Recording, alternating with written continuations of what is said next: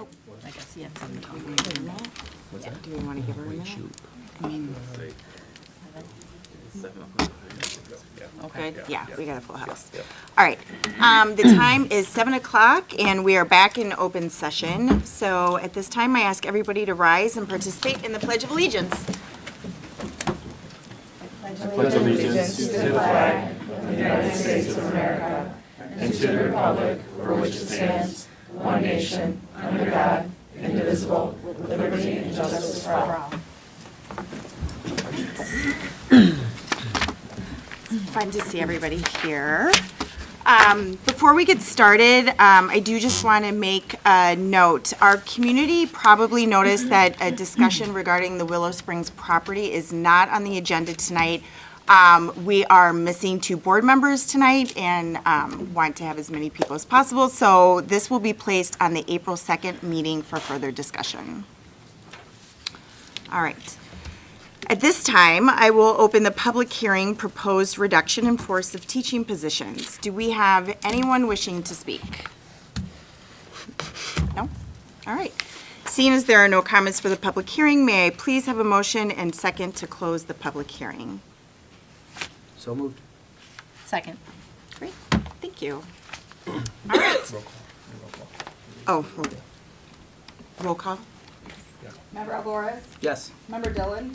Yes. Member Thomas? Yes. Member Grutch? Yes. All right, thank you. Our next item is public participation. So once again, thank you all for joining us this evening's meeting. As is the case with all of our meetings, there are 2 opportunities for the public to share their comments with the Board of Education, one now and one before we adjourn our meeting. For our first public comment session, we'll begin listening to comments from those audience members who signed up to speak before the start of our meeting. After we finish our agenda items tonight, we'll open up our second public comment session and we'll hear comments and feedback from anyone who would like to comment after hearing the board's discussion and information shared this evening. If you'd like to participate in the second public comment session, please fill out a form during our meeting and give it to Marilyn Muscolino, who will either be near the door or just outside the room, and we'll call speakers in the order in which the forms are turned in. The board appreciates and values hearing comments from our community. Please understand that the board does not engage in dialogue or discussion during our meeting. If there is a specific question or comment that requires follow-up, the appropriate administrator will respond at a later time. And finally, each individual addressing the board will have 3 minutes for their comments, and we appreciate your cooperation in keeping to this time limit. In accordance with board policies 2230 and 830, we thank you for keeping tonight's meeting respectful and civil for all in attendance. Marilyn, will you please call our first speaker? Charles Heitzman?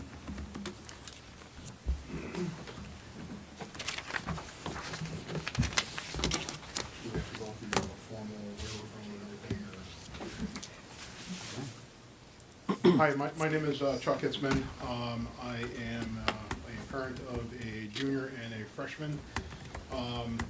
I had briefly had some light conversation with a couple of people sitting at this table throughout the year, but felt the obligation to students to come back up and ask the board to consider looking at long-term substitute teachers here and how they fulfill their positions. My daughter, not here just at LT, but in her short career, has had 4 years of long-term substitutes in her career, and it's challenging. What brought me to come here is if we're looking at having special considerations for suspensions and hiring extra staff to still keep those students engaged, I find it hard to believe that you can have a long-term substitute that's not qualified in a high-level class such as history at an AP level that can teach at the same level of their peers that are specifically trained in that curriculum. So the school is really in a kind of a bad position here. So I'm not questioning why teachers are not in the classroom. This is not my point. My point is how the school board and the administration handle that absence. My daughter this year has experienced a teacher not in the classroom for over half the time that she's been in class this year. Taught by a long-term teacher, which may or may not, I don't have all the facts on it, not received the full-time teaching position here, but yet is teaching an AP US History class. And unfortunately, what's hard to consider is if the AP grades are the same, one would question why we need all the teachers specialized in here instead of just teaching assistants then. The flip side is, it's a downfall of the students if there is a noticeable statistical difference in AP scores from the students that are in that class this year from the students that were in that class last year, and then what they are in their peers. My pure suggestion is what would make sense is if you have more than one teacher in that curriculum, to circulate those teachers through so that all students are getting an equal opportunity to the high caliber and class of teachers that we have here in this school, and not overlooking a complete entire class that doesn't have the same opportunity that's being taught by a student teacher that may or may not be qualified to teach at that caliber level of the students that are here. Thank you very much. I hope you take into consideration and look at what we can do to improve situations of long-term teacher absences. Thank you. Thank you. Kara Farrell. Kara Farrell? That concludes the public participation for this portion of the meeting. All right, do we have, Oh, yeah. El- I had a note here too. okay. Sorry. You almost forget. I Got me know. again. Good evening, everyone. Just when we think spring is in the air, it begins to snow again. Only in Chicago can you experience all 4 seasons in a day. With that said, students and teachers are excited about the upcoming spring break. It is a great time for everyone to relax and recharge. When we return in April, it will be a sprint to the end of May. We will be SAT testing, preparing for AP exams, and seniors will be finishing their careers at LT. Many will be making final decisions in the next couple of weeks, so they still have a little bit of nervous energy. Regardless of their future plans, we know they will be well prepared for the next chapters in their lives because of the excellent education they've received here at Lyons Township High School. Teachers remain committed to developing research-based lesson plans that engage students and push them to grow as they are prepared for whatever they choose to do in the future. We are fortunate to have a committed faculty who love teaching, who love the subjects they teach, and love helping students reach their full potential. Their passion is infectious, and it spreads to the students who are the true rock stars. Every month, Sophia reports out the phenomenal achievements of our students, and the list seems to grow. Clear evidence of that is here tonight, with all the students here being recognized. Students have many opportunities to pursue a variety of subjects and interests through their curricula and activities. They range from learning a new language and traveling abroad, working at a TV or radio station, writing for an award-winning newspaper, playing in the band, making speeches and debating, to playing a sport in the fall, winter, or spring. The number of classes and activities that students can participate is truly amazing. Not only do the students participate, but they excel at these activities and these classes. This is accomplished through a commitment to excellence that LT is known for. I would like to thank the teachers for helping to facilitate the large variety of classes and activities. Furthermore, the LTA commends the board's commitment to the students of LT through its significant and ongoing support. I am thankful to be part of this community that strives to achieve and live our school motto, Vita Plena. Congrats to all the students being recognized tonight. I wish everyone a restful and relaxing spring break. Thank you. Thanks so much. Thanks, Andrew. Oh, sure.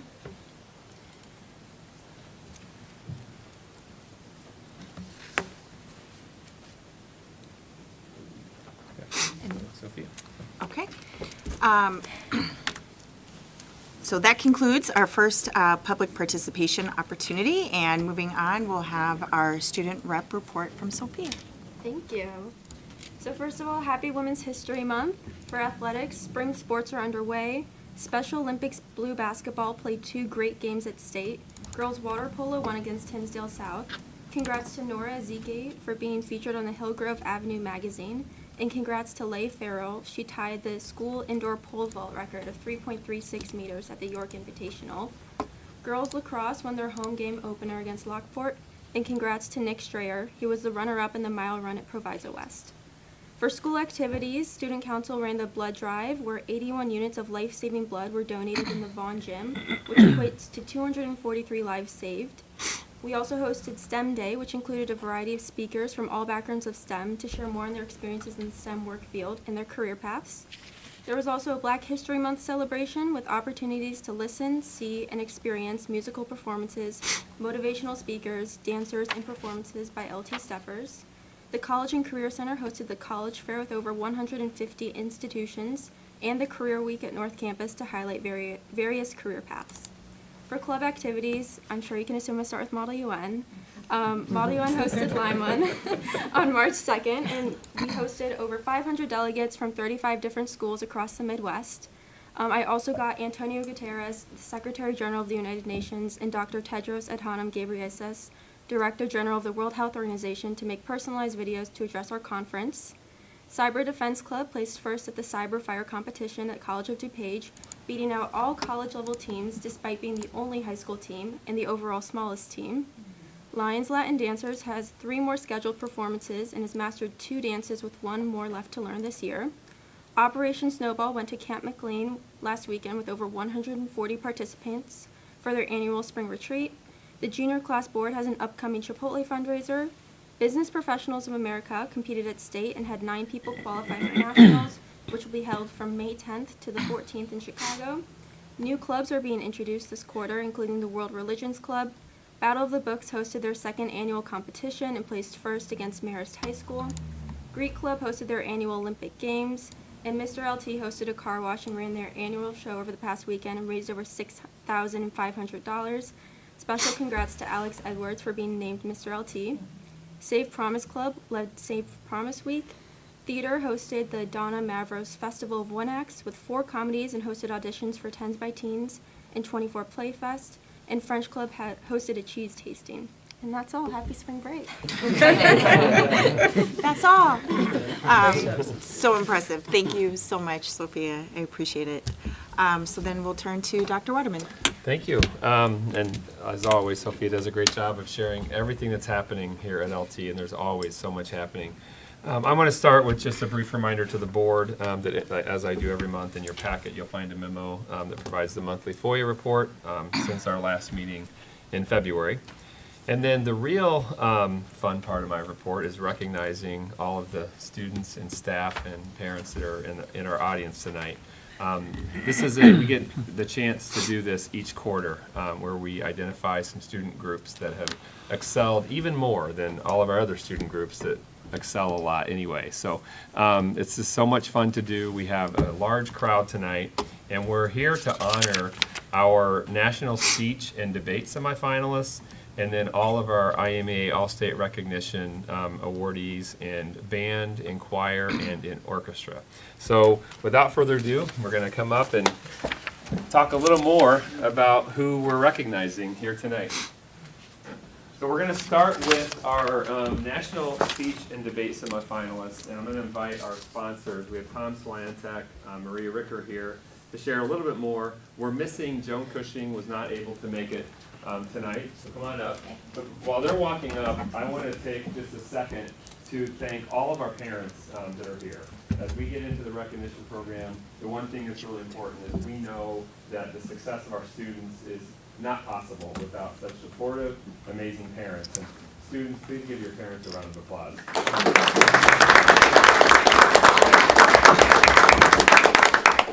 So our first group, as I said, we have some students who excelled at the national level, which is pretty amazing, the national level in speech and debate. And I would like to invite Maria and Tom to share a little more about what that involved in terms of from a competition perspective. Yes, so I will be very brief, but essentially we've had some amazing highlights over the course of our season. Our club feels like quadrupled or even more than that with our participation at ICDA and just our many conferences. We have done 2 national tournaments this year at Glenbrook. That was back in the fall, and then most recently at Harvard. There are 460 about students from all over the country and even some international students who compete there. And we had 3 of our students, Chloe, Ben, and Elle, who broke to semifinals, which is about 50 of those 460, and then Ben broke into the top 18. So that in itself is amazing. We were then also named the first place new school at the tournament, which was awesome. In addition to that, most recently we had ICDA State, where we were able to take 14, and we received as a team 3rd place at ICDA State. And then we had 3 of our debaters in the top 10. So basically, we had a third of the top 10 in all of state. That would go to Angus, Ben, and then most specifically, Elle St. Arnaud, who was first in all state. So those are a little bit of the highlights. I'm going to let Tom say a couple more words. Yeah, thank you, Maria. Yeah, those are some pretty incredible highlights. But I want to start by recognizing, doing our own recognition publicly of the team, because we're very proud of them. And if you look at these kids, they look very tired. They're sleep deprived. Debate is really hard. It really is. I could never have done what they do. It's like running a marathon, really. It's something you have to prepare every day and long into the night for. And they do it because they love it. And so they have run a marathon every month since September. So congratulations, thank you for all the hard work, and that goes to the entire team. They all work equally hard.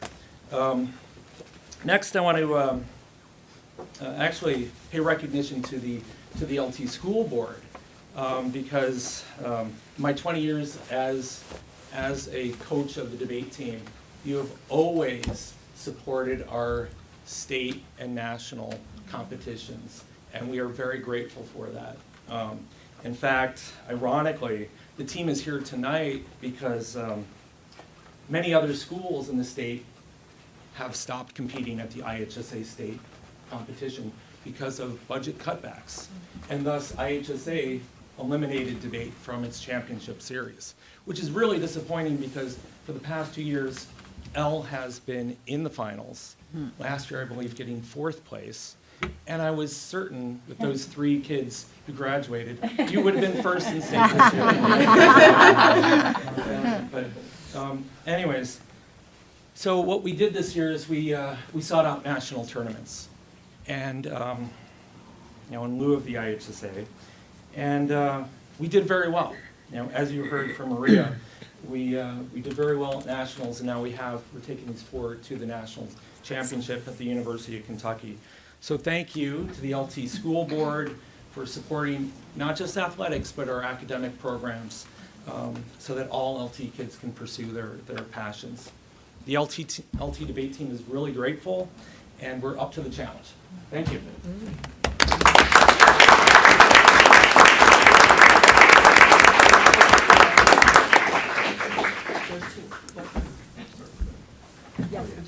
Oh yeah, Tom and Maria, come back up here. Oh. You gotta get an award as well. Oh. Well, thank you, Tom. For sure. Thank you. Thank you. Yes, there are 2 additional ones. Okay. So now it's our pleasure to call the students up one at a time and get recognized as well. So we're going to start with Benjamin Reed-Hunt.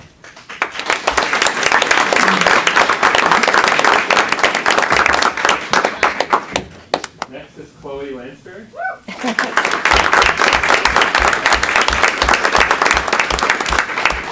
Al St. Arnaud.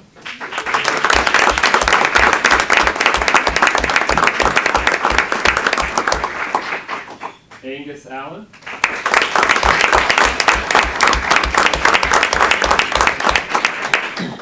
Lily Grigsby.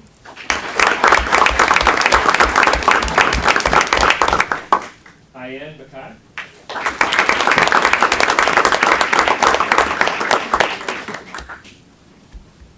Owen Gretsch.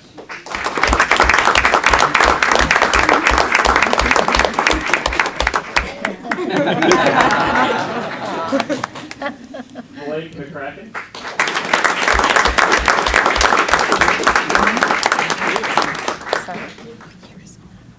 Kayla Morgan.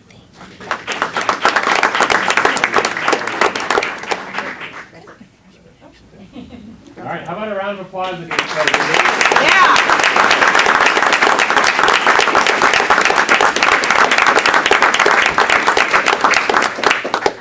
All right, the next group we get to recognize is some amazing student musicians. And obviously, LT has such a long history of success at the state level for our music program. And tonight, when I see they were going to be coming in late, typical of musicians, they had a concert. They had a concert going. So I see Mark Dahl, come on up, Mark, and David Hartley as well. John Matthews?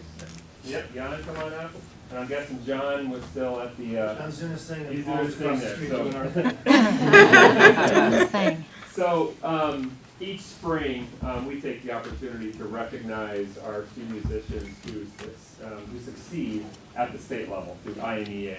And Mark is going to explain what they go through, the rigor that they go through to succeed at that level. Thank you. First, I'd like to thank the board and the administration for taking the time to recognize these students. Their work that they put in is really amazing. I also, Dr. Waterman stole my thing. Last time I let you see my notes. I also wanted to thank and congratulate the parents. Just as Dr. Waterman said perfectly, your kids are wonderful and they stepped up to the and they did the work, but I know that without your love and support, that what they achieve is because of your love and support. So thank you. And as a teacher, you make my life a lot easier. So thank you so much. Yeah, the journey for these students did not begin 6 months ago or even a year or two ago. The journey for these students began when they joined their band, choir, or orchestra in 4th or 5th grade. And they've been doing it every day since. There's no season for these kids. They do this year round. Weekly rehearsals and private lessons, and not only being part of their school groups, but many of them are also part of a variety of local organizations. They play in the CYSO orchestra and jazz band. They sing in the choruses, and as well as do so many things around here that contribute to our school and community. As Dr. Warren mentioned, there's a choir event going on. There's a band event going across the street right now. These are also the students you see marching on the marching band field at the football games and at the pet parade and Memorial Day parade. They're the students playing in the pit orchestra. I could go on and on about all the things that they do in service to our school and community. That isn't just about them and their talent, but it's about what they can do for other people. We're really thankful for that.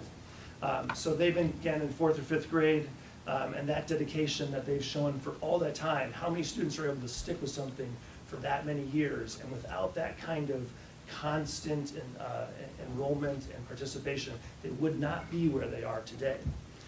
To get to the all-state level, which is a very highly competitive and selective competition, the state is divided into 9 different districts. The Illinois Music Educators Association hosts the auditions. We are in District 1, which is the city of Chicago and the western and southern suburbs. There are about 85 high schools that participate in our district. We're the largest IMEA district. So those students auditioned in the fall. First step is to become a district musician. There are over 2,500 kids that auditioned just in District 1 alone. LT had 50 students out of that selected as district musicians in band, orchestra, choir, and jazz band. Those students spend one Saturday in November working with a professional or college level conductor, working on a new set of music, and they perform a concert with all those students that they just met that day. Then those scores are submitted to the state level, and then the committee picks the highest scoring students from all across the state. So we just had our 2,500 kids from our District 1, so through all 9 districts, you're talking about 11,000 students. So the best of the best from every high school across Illinois.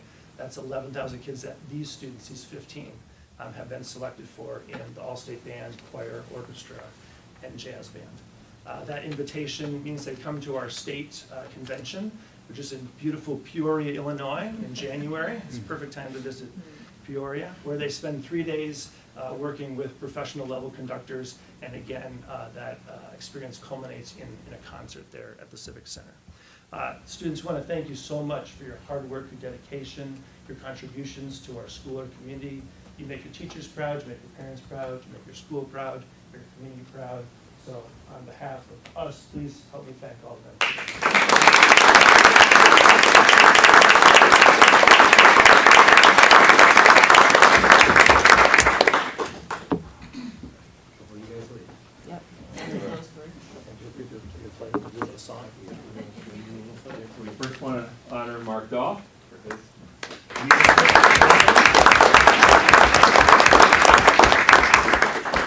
David Hartley.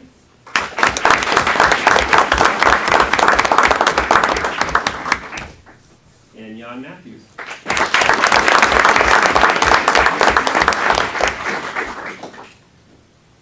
And then now let's recognize our students. Molly Banos.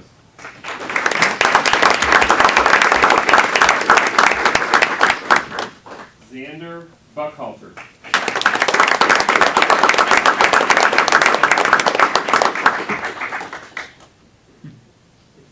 John Crandall.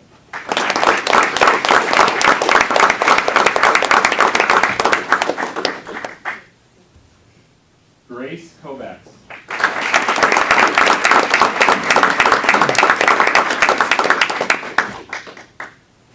Agnes Kukta.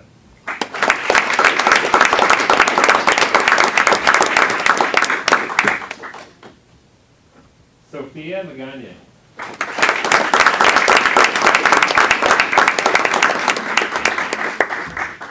Vincent Messia.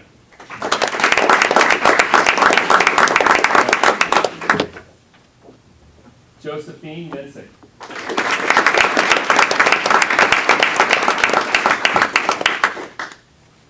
Rachel O'Reilly.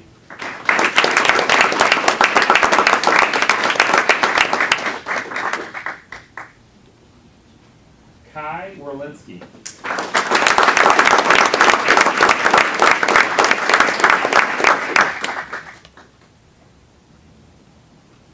Charlie Wolcott.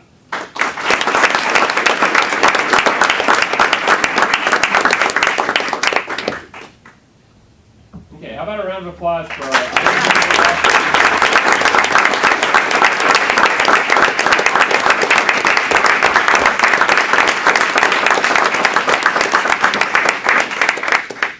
And before we move on, we actually have a little treat that we want to share with you. So, Mr. Hartley, take it away. So I think it's worth mentioning that before these singers perform for you all, as a perfect example of what Mr. Dahl talked about as the dedication of all our music students, this is just the first of 2 performances of this song that they will be presenting tonight as they've been selected for our Vocal Honors Masterclass along with 11 other solo and ensemble groups. So we brought in a professor from Northwestern University who's going to be working with them on this song in about 30 minutes or something. So they're gonna scoot out of here quickly.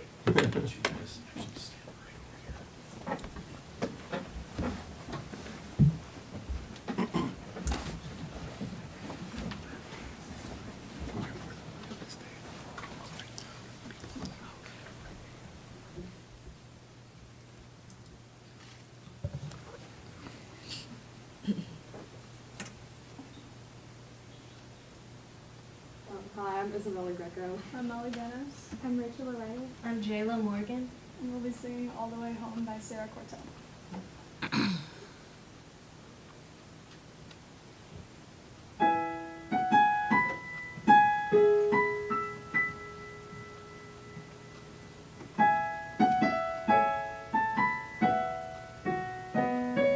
Sing to me comfort, sing to me home, sing to me friendships I have known.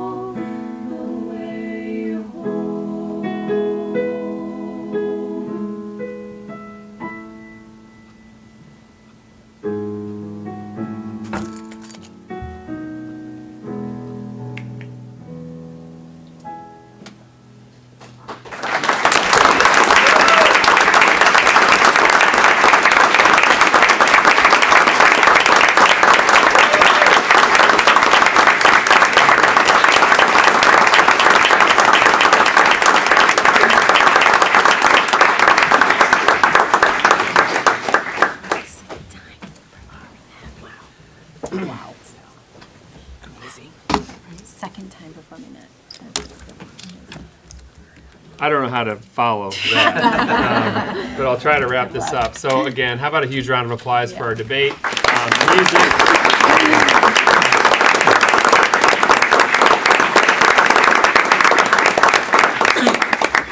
I want to thank, obviously, our sponsors, our students, and our parents for coming out tonight. It's obviously the joy of our year is each quarter being able to recognize student groups, and I think tonight was just a really great example of the many ways that our students succeed on a daily basis here at LT, and it's honestly an honor to work with our staff and our students in this respect. So later this week, LT will observe spring break, beginning at the end of the day on Friday, a much-deserved spring break for our students and our staff. I know that this means probably time spent with family and friends, maybe a college visit or two, maybe some time at the beach.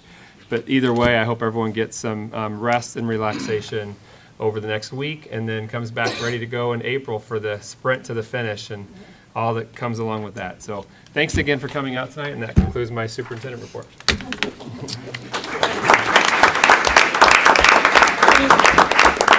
Best report. I have to say the same thing Dr. Waterman did, but just thank you. I am continuously blown away by our students. But they wouldn't have those opportunities without the teachers that put so much time and effort into all these. I don't know how I'm going to get through senior year. They also have a senior, so I'm going to be a hot mess all the time. I'm just so impressed by all of our students and our teachers and what you guys accomplish when you're here. So thank you for coming. Before we move on to unfinished business, I'm going to make a guess that not everybody wants to stick around.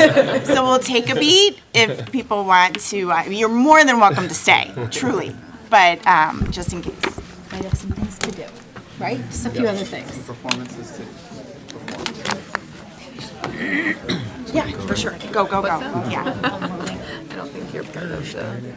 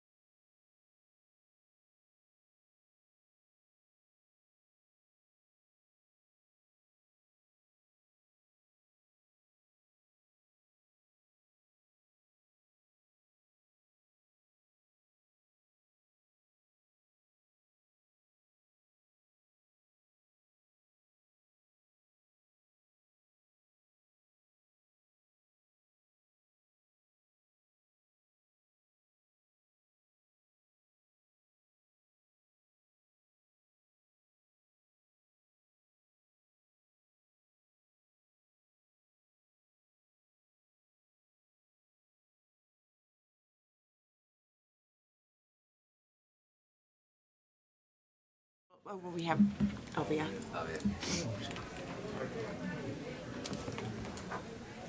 We I just think toured Elvia stepped there out to the wall. on Friday, Ed. Yeah, we liked it. Just go. Okay. All right. Yeah, it was great. That was a nice intermission. Okay. Now, should we just stop there? All right. So we will begin with unfinished business now. And the first item is the second reading of the approval and consideration of capstone courses and course enrollments under 18. Director Pachowski. Thank you very much. On page 8 of the board materials is the second reading of capstone courses and courses with enrollment under 18. As a reminder, this was discussed at the March 4th Committee of the Whole meeting, but as a brief recap, each winter students begin the process of selecting courses to enroll in for the upcoming school year. This process concludes at the end of February and leads into the district reviewing course enrollments to make sectioning decisions for the following year. Our central leadership team has recently reviewed those course sectioning numbers and is recommending to the board an overall instructional increase of 1.0 FTE. This is slightly different from March 4th when we were anticipating 1.3. We were able to look at some courses and saw that some enrollments we were able to consolidate, so 1.0 FTE. That FTE, as a reminder, represents full-time equivalents.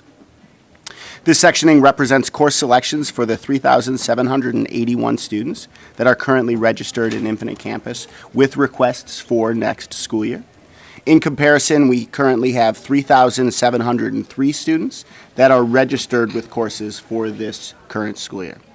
A big part of that is looking at every individual course and making the determination on the number of sections that are going to be run.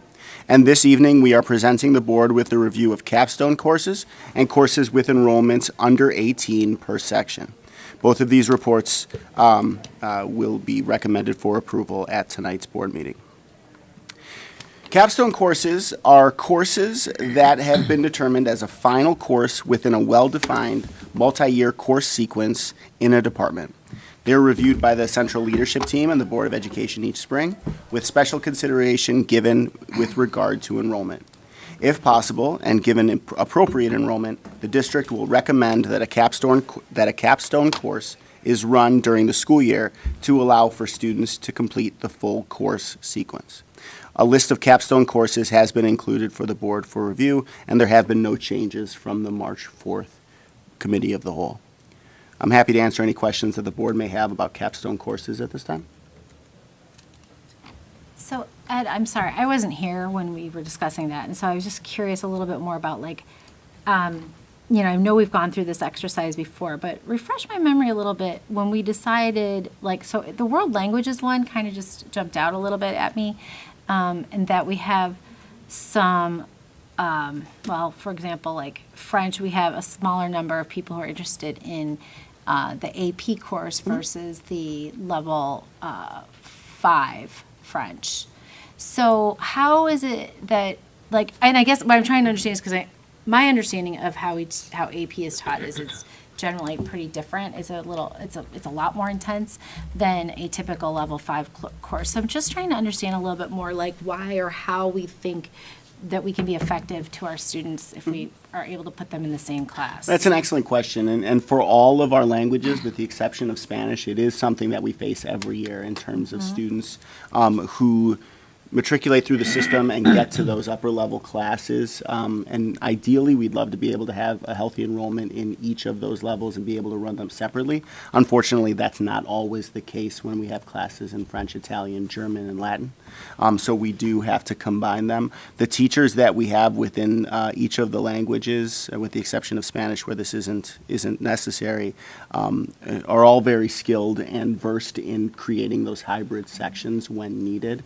So it is that reality, but the division chairs will work with the teachers to be able to create that curriculum, to be able to provide that AP level or a level 5 class, and be able to provide that opportunity for all of our students. And so do we have insight as to that being successful for our students then who've taken the AP courses at the end of that they have gotten out of it what they need, and that also that our students who aren't on an AP track have gotten out of it what they need? We have heard positive things from our students. We do offer multiple paths for students, and so one of the results of that multiple path is that student could take that AP. You'll also see in certain languages like an advanced language communication class where it isn't necessarily that AP. If we don't have strong, let's say, multiple sections of a class at that freshman or sophomore level, generally that will result in those combined classes. And when making those decisions, we have taken the approach of we'd like to run that class as combined as opposed to not be able to run it if we only have 4 or 5 or 6 students to be able to do that. But we haven't heard negative things from students about the approach that we've been taking. And then this is vetted through those division chairs. They say that this is what they would want to do. The division chairs have been part of these processes. I mean, ideally, we would like to run those classes as standalone sections if the numbers warrant I it. think they would too, right? Right. And Yeah. a teacher would love to run it with 4 kids, or 5 kids, Well, or sure, 8 kids. yeah. So, But yeah, I don't want to say yeah. that. Like, our division chairs would love to do it, our teachers would love to do it, across the board, not only world languages, but in elective classes that that we combine as well, so. And I guess I'm just trying to make, if there's any connection, maybe there isn't any, to that, what you mentioned before, the FTE, the 1.4, is that, like, because we're able to do this, this is why we have an extra amount of FTE to be able to use throughout the year because of these choices that are made? No, they're not related? I It's wouldn't- not? I Okay. wouldn't connect I those just two, wanted no. to, I wasn't sure if I was understanding. I feel like it's more because of the students that are signing up for it. 100%. Yeah. It's all based on student enrollment. Right. So that increase that you're talking about of the, is it 1.3 or 1? It ends up being 1.0. So that increase that's taking the collective student enrollments for each class Mm-hmm. and then basically sectioning it out, Okay. comparing it to last year. That's what has created the increase of 1.0. Yeah, and I So guess. I guess to your point though, Carrie, if we went a step further and just ran every class, regardless of how many, as Right. long as there was one enrollment in it, then that increase of 1.0 would become an increase of, I wouldn't even know. It'd be much more Sure, significant. yeah, I get that, and I don't think that's at all what I'm advocating for. No, Just that I'm thinking. but I was just saying that, you like, know. in terms of that's how Right, the process right. is. That's all. Okay, yeah, I think I was just trying to get a little more clarity around things like the world languages, just because I think there are a lot of students here who do take 4 years all the way through, and just making sure that they have the right sequence that they're getting out of their class when they go to sign up for it, and they finish up. It's their capstone, as we've said, so. Just anecdotally, I can Yeah. tell you that, my son's doing that in German right Okay. now, and it's been an incredibly positive experience, and they get a little bit of differentiation, right, with the different things they have to do. I mean, that's again, one Yeah. anecdote. But there's also just, he's so grateful that it's offered, right? Because they also form, especially Yeah. those languages where they have smaller groups, which is, like Latin's a similar way too. Sure. They don't have to give that up, and then they kind of have this cohort that they're going through with a little bit too, so, I Yeah, don't and know. keeping those doors open to them, should they decide to have a career path that would lend Absolutely, themselves yeah, to needing yeah. that kind of For life what it's skill. worth skill, too, sorry. with the exception of Spanish, there are combined classes at every language.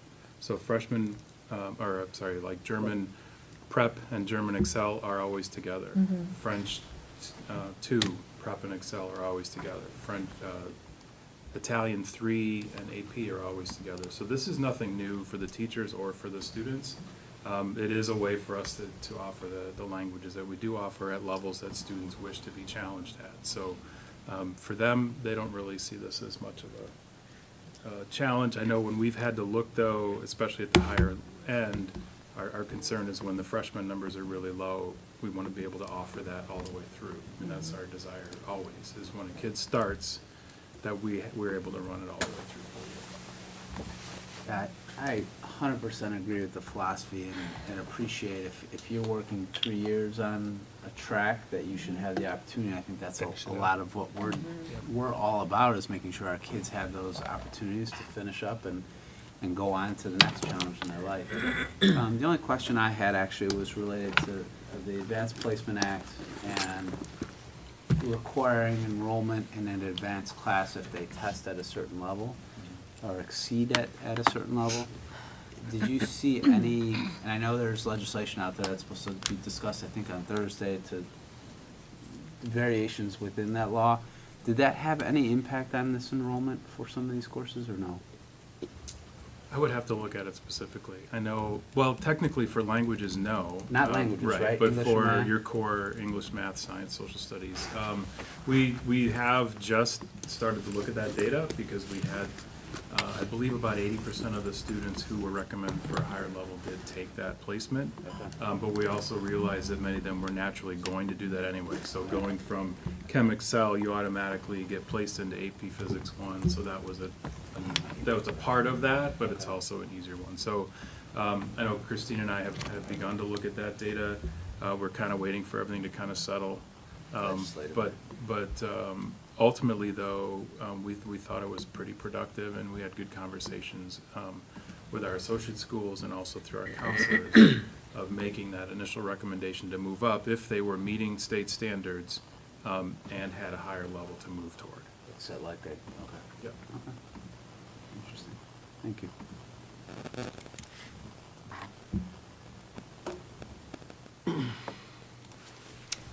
Anything else? No? And then moving on to courses with enrollments under 18, this is the other part of this recommendation. When at all possible, we would like to run courses for students. Students have selected the courses for a reason. It's generally either a course that's part of a sequence that they are participating in or a course that they are interested in. But we do know, unfortunately, that there are some courses that will have enrollments that don't warrant running its own section. But when at all possible, we would like to run those courses. It's important to know that supported classes, those are classes within our multilingual department, courses within special education, courses that have those supports within alternative, for instance. Those are recommended to run with fewer than 18 students based on best practice in school code that limits class sizes in certain cases. Those classes aren't listed on this report. This report are generally general education classes that don't have those supports built in that we would ideally run over 18, but they might not have that healthy enrollment. So those courses with enrollments under 18 in each section fall into three general categories. Those categories are courses that have healthy enrollments, and multiple sections are recommended being offered, but just by the nature of dividing the total number of requests by the number of sections, we find that a certain course might have an average class size of under 18. And an example of that is if we have 34 students who have signed up to take, let's say, animation. We would run two sections of that. Each one would have 17 students that would find animation on that courses under 18. And I'm just using animation as an example. We also have capstone or specialty courses that are given special consideration when determining which courses would be offered that following year. We already talked about capstone courses. Specialty courses may include courses that are not at the end of a well-defined sequence, but one where the course provides a unique opportunity for students. In those situations, and given appropriate enrollment, the district will recommend that a course is offered. Those would be courses like Music Theory AP, Art History AP. Those aren't capstone courses. Those are advanced placement options. We'd like to run those for students if at all possible. Courses that are like LTTV podcasting or not LTTV, WLTL podcasting or LTTV that are a very unique experience. We'd like to run those courses even if the enrollment isn't quite at 18. And then finally, courses with a value and connection to subsequent courses in a course sequence are given special consideration. This is another way of saying courses that are along the path to a capstone course. So for instance, we have a capstone course of teaching internship. Teaching internship, in order to reach teaching internship, students need to take child development. If child development had course numbers that were under 18, we would not want to cancel that class or remove those requests because that would effectively block that pathway for our students. So when at all possible, we would like to run those courses in order to maintain that path to the capstone course for students. In this group, there may also be instances where the district is able to combine courses into one period, like we were talking about in world languages. Those were capstone examples, but those happen in other places as well, like creative writing is an example of that as well too. A list of the courses with enrollments under 18 has been included for the board to review. There have been no changes to this request or to these courses from the March 4th Committee of the Whole presentation. And I'm happy to answer any questions that the board might have about courses under 18.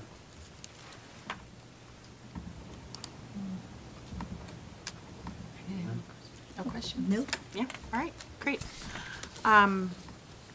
Anything else to add in? That is all, thank you. All right. Can we have a motion to approve the second reading of the capstone courses and course enrollments under 18? So moved. Second. Can we get a roll call, please? Member Dillon? Yes. Member Nava? Yes. Member Thomas? Yes. Member Alvarez? Yes. Member Gretsch? Yes. All right, thank you. That concludes our unfinished business for this evening. So moving on to new business action items, we're going to begin with the resolution authorizing the honorable dismissal of or reduction of licensed teachers 2024-25.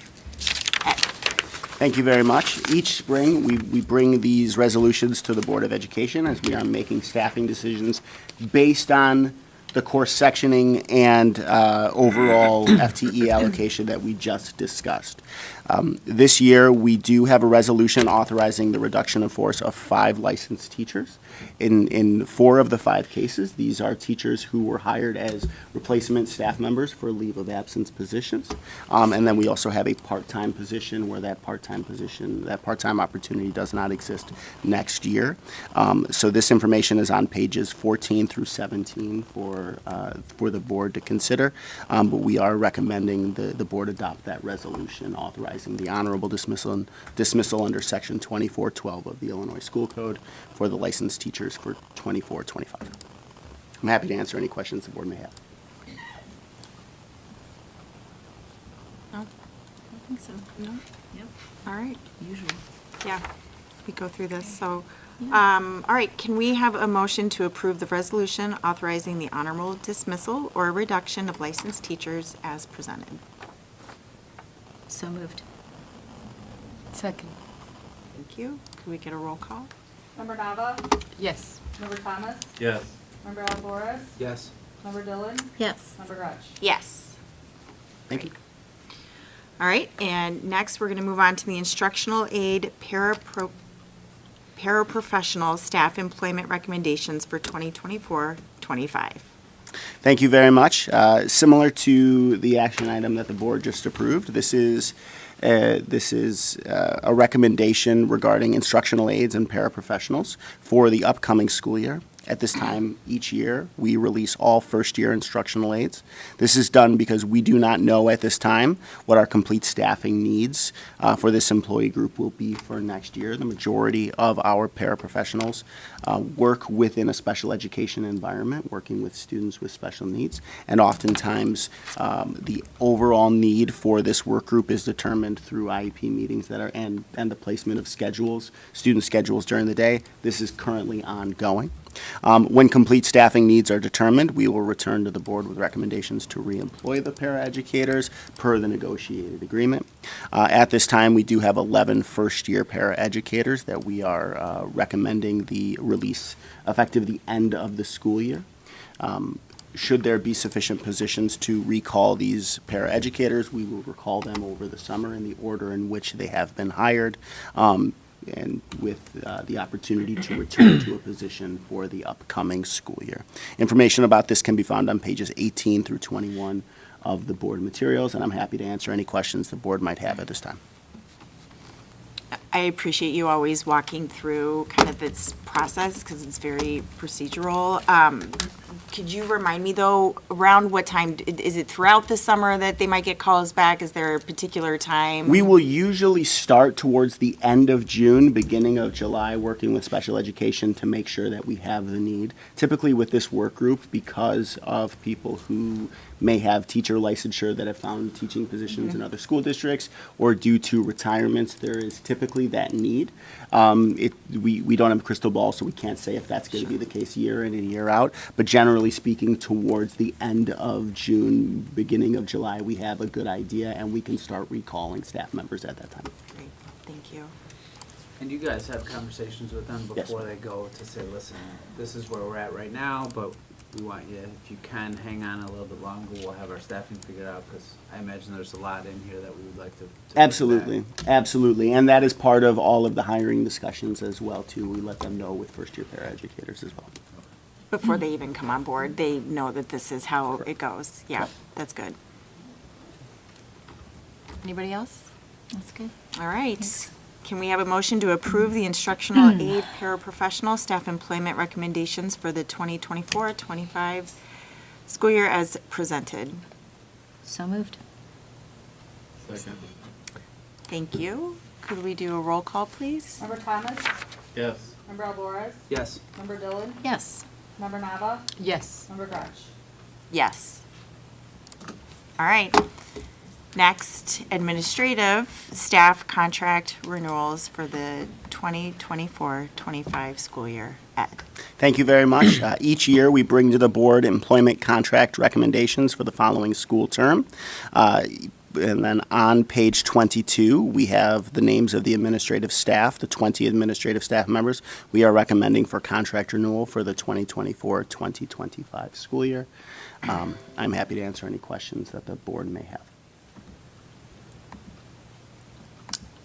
I don't have So, nope. Nope. All right. Can we get a motion to approve administrative staff contract renewals for the 2024-25 school year as presented? So moved. Second. Roll call, please. Member Alvarez? Yes. Member Dillon? Yes. Member Nava? Yes. Member Thomas? Yes. Member Gretsch? Yes. All right. Now, moving on, consideration of the approval of proposal to restructure Math Science Division. Ed. We're almost done with my stuff. Thank you very much. On page 23 of the board material, we do have the recommendation for the divisional restructuring. As a reminder, this was discussed at the March 4th Committee of the Whole. We are presenting the board with a recommendation to separate our current math science division into a math division and a science division. As the structure currently exists, the math science division contains approximately 65 certified staff members and is the largest division in the district. A separation into two divisions is focused on three main areas: division size and the balancing and supporting of both Strategic Plan Goal 1 and the Certified Professional Appraisal System. There have been no changes to this presentation from when it was presented on March 4th, but Scott Eggerding and I are happy to answer any questions that the board might have. I mean, I think we had a great conversation when we chatted about this a couple weeks ago, and it seems like something that has probably been needed for a while. So, Yeah. anything Yes. else that anybody think wants so. to add? I think so. That sounds really good. All right. Can we have a motion to approve the proposal to restructure the Math Science Division as presented? So moved. Second. All right, thank you. Roll call, please. Member Dillon? Yes. Member Nava? Yes. Member Thomas? Yes. Member Alvarez? Yes. Member Gretsch? Yes. All right. I think this is the last one for you, Ed. The consideration of the proposal to develop an intervention room. Thank you very much. Again, this was also discussed at the March 4th Committee of the Whole meeting. In addition to the request regarding math science that we just discussed, we are also recommending the creation of a restorative intervention room that would be staffed by one certified staff member and one paraeducator at each campus, representing an additional FTE increase of 2.0 FTE. This information has not changed from the March 4th Committee of the Whole discussion, but at this time, I'm happy to answer any questions. Dr. Tyrell and Dr. Owens are happy as well. So would it be 4 instead of 2.0 FT? It would be, well, it would be 2.0 certified FTE, and then two. the paraeducators are instructional aides, so that would not be certified FTE. Oh, okay. So how many does that, what But is it's it? 4. It's 4 people. total. Yeah, Four. 4 bodies, yeah. Okay, two at each. Two certified, yes, and Correct, two that makes sense. instructional aides supported. And I think, I feel like I do have some questions too about this. I've been listening, and I've talked to a lot of different people kind of in the community about it, and I was listening to some presentations we had during a mental health wellness week. And so I feel like there's a lot of really encouraging information about being able to,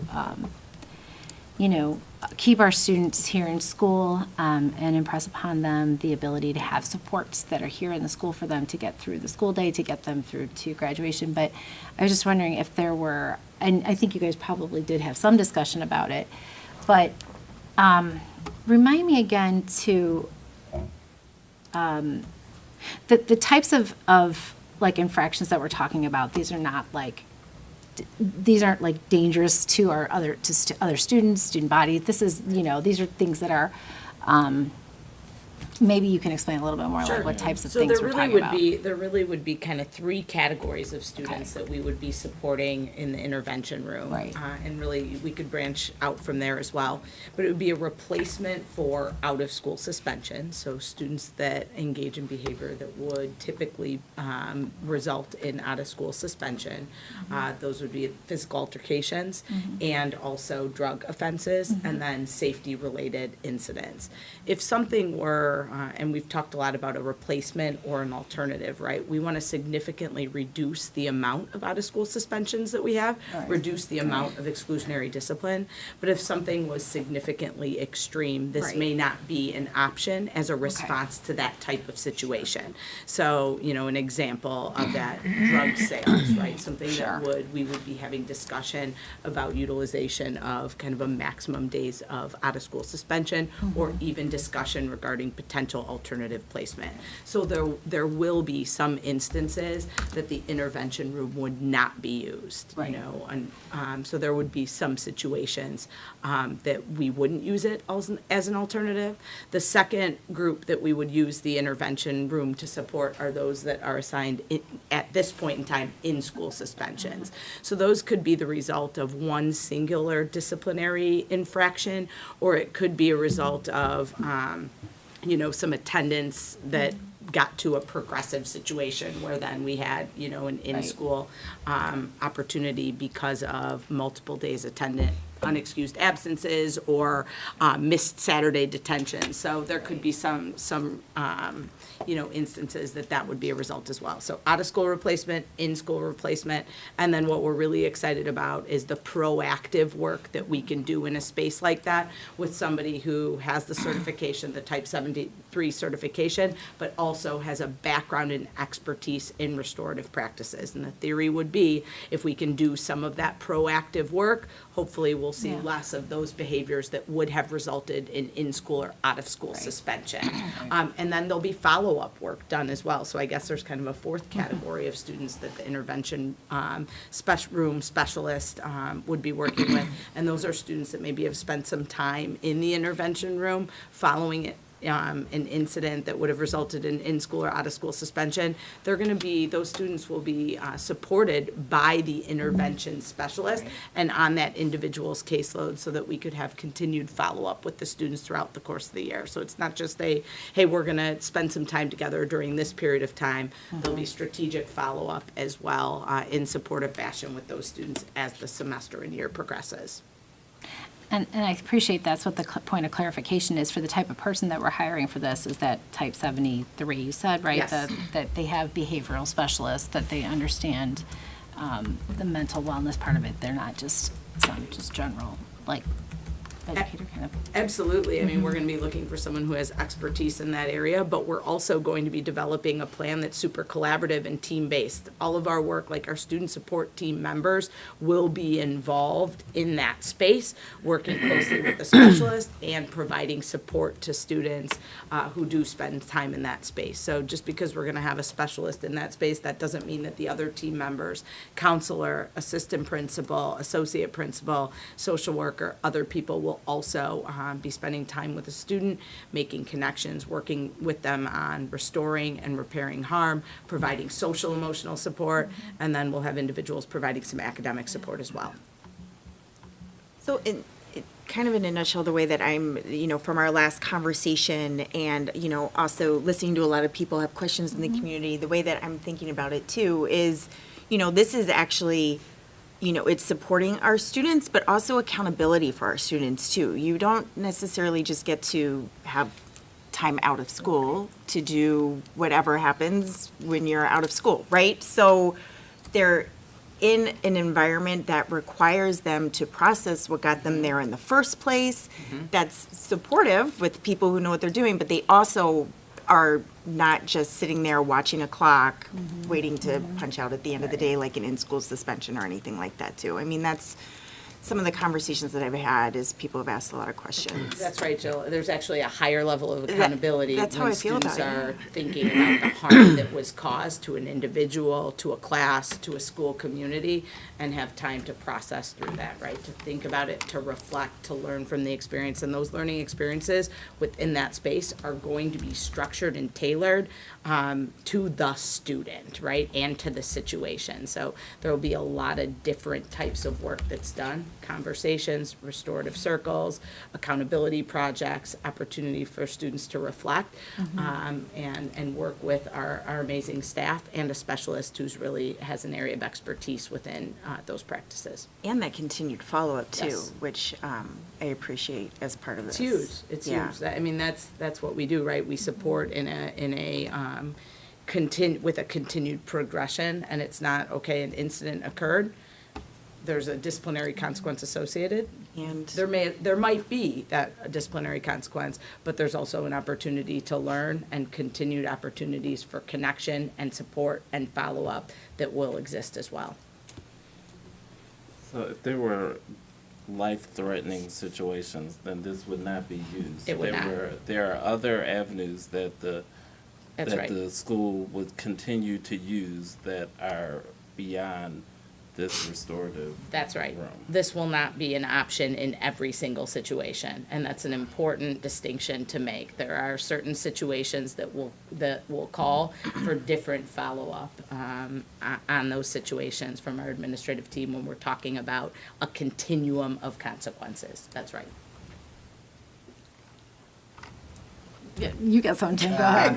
It's such an interesting, exciting topic, and I know it's something that a lot of people probably have a hard time getting their head around it because it's new. It's a little different way of thinking and a different way of approaching a problem that over time we've been needing to address and correct, and so we're trying some different ways of reaching it. So, and what I'm excited about, I'm sorry, Tim, I know I said I was going to let you talk, but when I wanted to run for the board and be on the board, it was because I feel like high school is, I don't want to use that word last chance, nobody has a last chance, but it's just a really great opportunity to be able to really work with young people before they, really become the adult that they become and what they go back. So I think it's really important that we're listening and understanding sometimes the root of some of the not problems, but some issues that our students have. Like we have the opportunity, and it's really, it can be life-changing, I think, for a lot of people if they know that this is the space where they can come and they can get that kind of support and those resources. And I think it will be beneficial to a lot of parents, too. Thank you. Yeah, I think there's definitely, and I won't reiterate what you guys have said, because I've heard and had these exact same conversations, and it's very much about suspend them, get them out of there, be done with them, right? Senate Bill 100 doesn't allow for that. We have to bring them back. We have to bring them, and are they actually learning anything in those 3 days? Well, some kids, my kid would be washing floors and toilets for a lot of that time, but not everybody has that opportunity, right? So are they actually learning something instead of being at home doing whatever? And I feel like this program really does get to that, and I think that's hugely important. We are required to teach social emotional learning standards. This would incorporate a lot of that. So I guess my two big questions though are, one, do we see that, we talked a couple months ago about our disproportionate suspension rates. Do we feel like this program will help us in that avenue? Is my first question. And then my second one is, do you think that what are you anticipating data-wise to look at to determine the success of this program going forward after next year?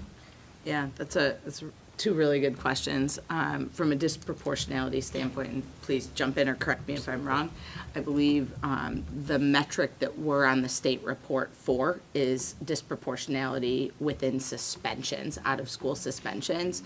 And in order, I believe the threshold or the number is 10. You have to have 10 out-of-school suspensions to be eligible to be on that report. And if we're looking at, I guess it's hard to predict, of course, but if we were looking at incidents that would not be eligible, that would not allow for a student eligibility to be in the restorative intervention room, There haven't been many of those over the course of the last couple of years. And of course, we have to look at each individual year. But like the instance that Michael's talking about, right? Something that's really significant, life-threatening, there would not be eligibility. So we would expect to have some type of exclusionary discipline. We feel like those incidents are going to be minimal. So I do think from a state reporting standpoint, yes, I do think that there will be an impact on exclusionary discipline. In addition, we anticipate that we'll have the opportunity to work with our students in proactive fashion and also in response to incidents that occur, which we believe will make an impact when we're looking at the data as well. I think we'll look at a lot of different data. I think we'll look at exclusionary data, so out-of-school suspensions, in-school suspensions. We'll look at behavioral referrals in general. We'll look at I always have a hard time with that word. Thank you. You said it last time, and we'll look at that. We'll look at the number of students who continue to engage in behaviors that have maybe aligned to them being assigned to the restorative intervention room, all of those things. But there's also going to be some other data that we can look at, some culture data, some perception data. We haven't narrowed it down to all of the different data points that we look at, but we'll be looking at qualitative data, quantitative data, disproportionality data, a lot of different metrics. So we'd see that like a year from, like we do a check on it in about a year? Probably through the Goal 2 update. Okay, yeah.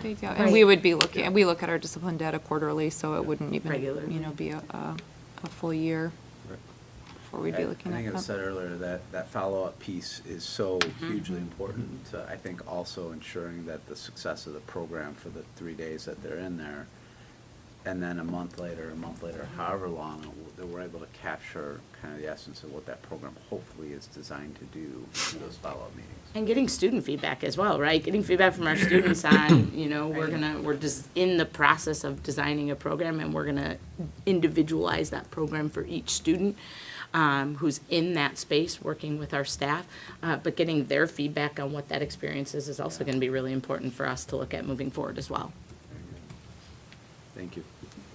Sorry, and I think there was one more thing that I was listening to the meeting recording, but you did mention that you shadowed another school that was currently has this model in place. Yeah, as part of our research, we researched the programs that exist at about 8 to 10 different schools, but then we narrowed it down and visited a couple of schools. So we visited Plainfield and then the Downers Grove schools. So we looked at a couple of models and got some great feedback and information from administrators and staff at those two spaces. And honestly, they've been really willing to share like resources and documents and agendas and things that they've used.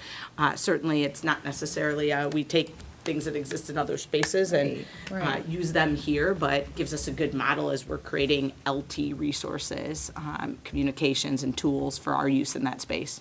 Sure. And do you know how long those schools have had this model in place? Tim could probably tell us. I can tell you Plainfield. Yeah, there you go. So we've had it now, we've had it in the 12 years I've been there, and it was probably at least 5 years before that. And we do a lot of that.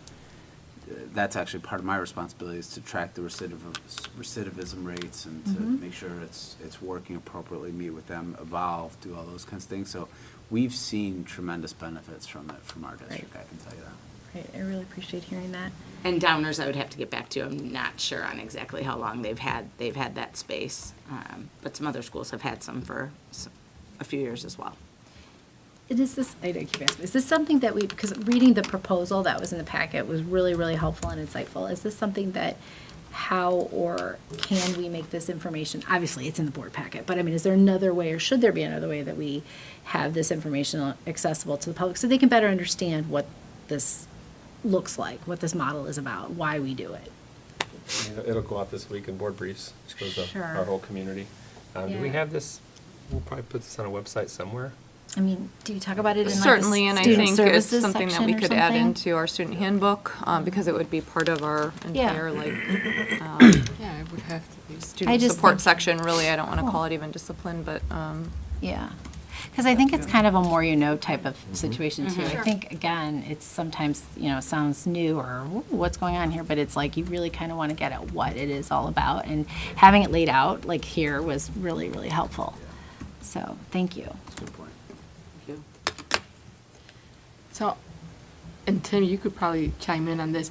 What are some of the challenges that you guys are anticipating in, launching this program? And then, what steps are you, or what contingency plans, or, do you have in place or thought about?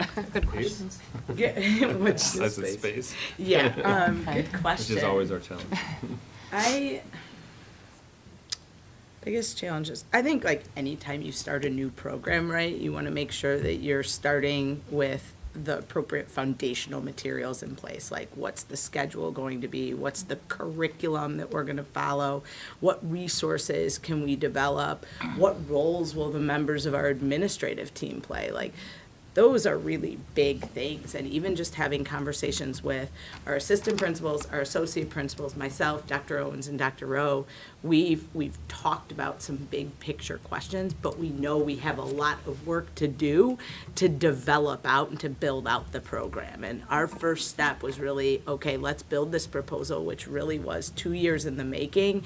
Did a lot of research together, a lot of learning together, talked about the need, identified the need, put together, a proposal, but we know that we have a lot of resources, a lot of things still develop, and honestly, a lot of conversations to have as a team so that we're comfortable with whatever we agree the collective operating protocols are, right? There's a lot, every situation's different. Right. And so you try to plan the best that you can, but when you're talking about student support and student discipline situations, you also have to be able to respond to the individual student situation. So as ready as we are, there's going to be a lot of work that our team and the specialists and the paraeducators are going to do in the moment to make sure that we have a great meeting with our student and family who's going to be in that space, provide and plan a really good experience with them that fits within the overall framework and schedule, and then properly supports the students to reintegrate and then have that follow-up support. So I would say responding to each individual situation. And we'll do that as those situations come into play. That makes a lot of sense. Thank you. You're welcome. I would just add one thing, which is we know doing reading and studying that, a restorative culture really takes a lot of proactive work to get people to be comfortable with and to utilize these types of spaces appropriately. So if we're only focused on responding to situations, we're missing a huge opportunity to work with our community, to build community, and to build things like restorative circles in ways that then students are very comfortable interacting that way and challenging each other on behavior difficulties or, when issues occur. We know in high schools we expect developmentally that students are going to make mistakes and do things that, it would be silly for us to think we're never going to have a behavior issue. So I think a big challenge that we'll have, but it's a challenge that we're all really excited about, is getting our whole community involved in the proactive piece and using some of the restorative pieces, not in response to a situation, but as a way to build that community so that when issues come, this happens really naturally for our community and it's part of our culture instead of this is just another type of way that we handle a discipline situation. So we've had some really good conversations as an administrative team. Even today we had a great conversation, and I think that'll be a challenge, but one that we're, excited about. Yeah, I think the only thing I would add to your question, just having gone through it for a long time, is, I probably only hear about the worst ones because that's part of my responsibilities, but the challenges that I think we face occasionally, not a lot, is parent buy-in. I know we were kind of talking about making sure our community is very well informed of what this program is, so they don't think it's something that it's not. And then I would say the second thing is just maintaining consistency of the program, while at the same time trying to make sure you're individualizing it to the individual student's needs and why they're there. I think that balance can be challenging sometimes, but nothing that can't be overcome. Great. Thank you, Tim. Thank you for all the great thorough research and A lot of work.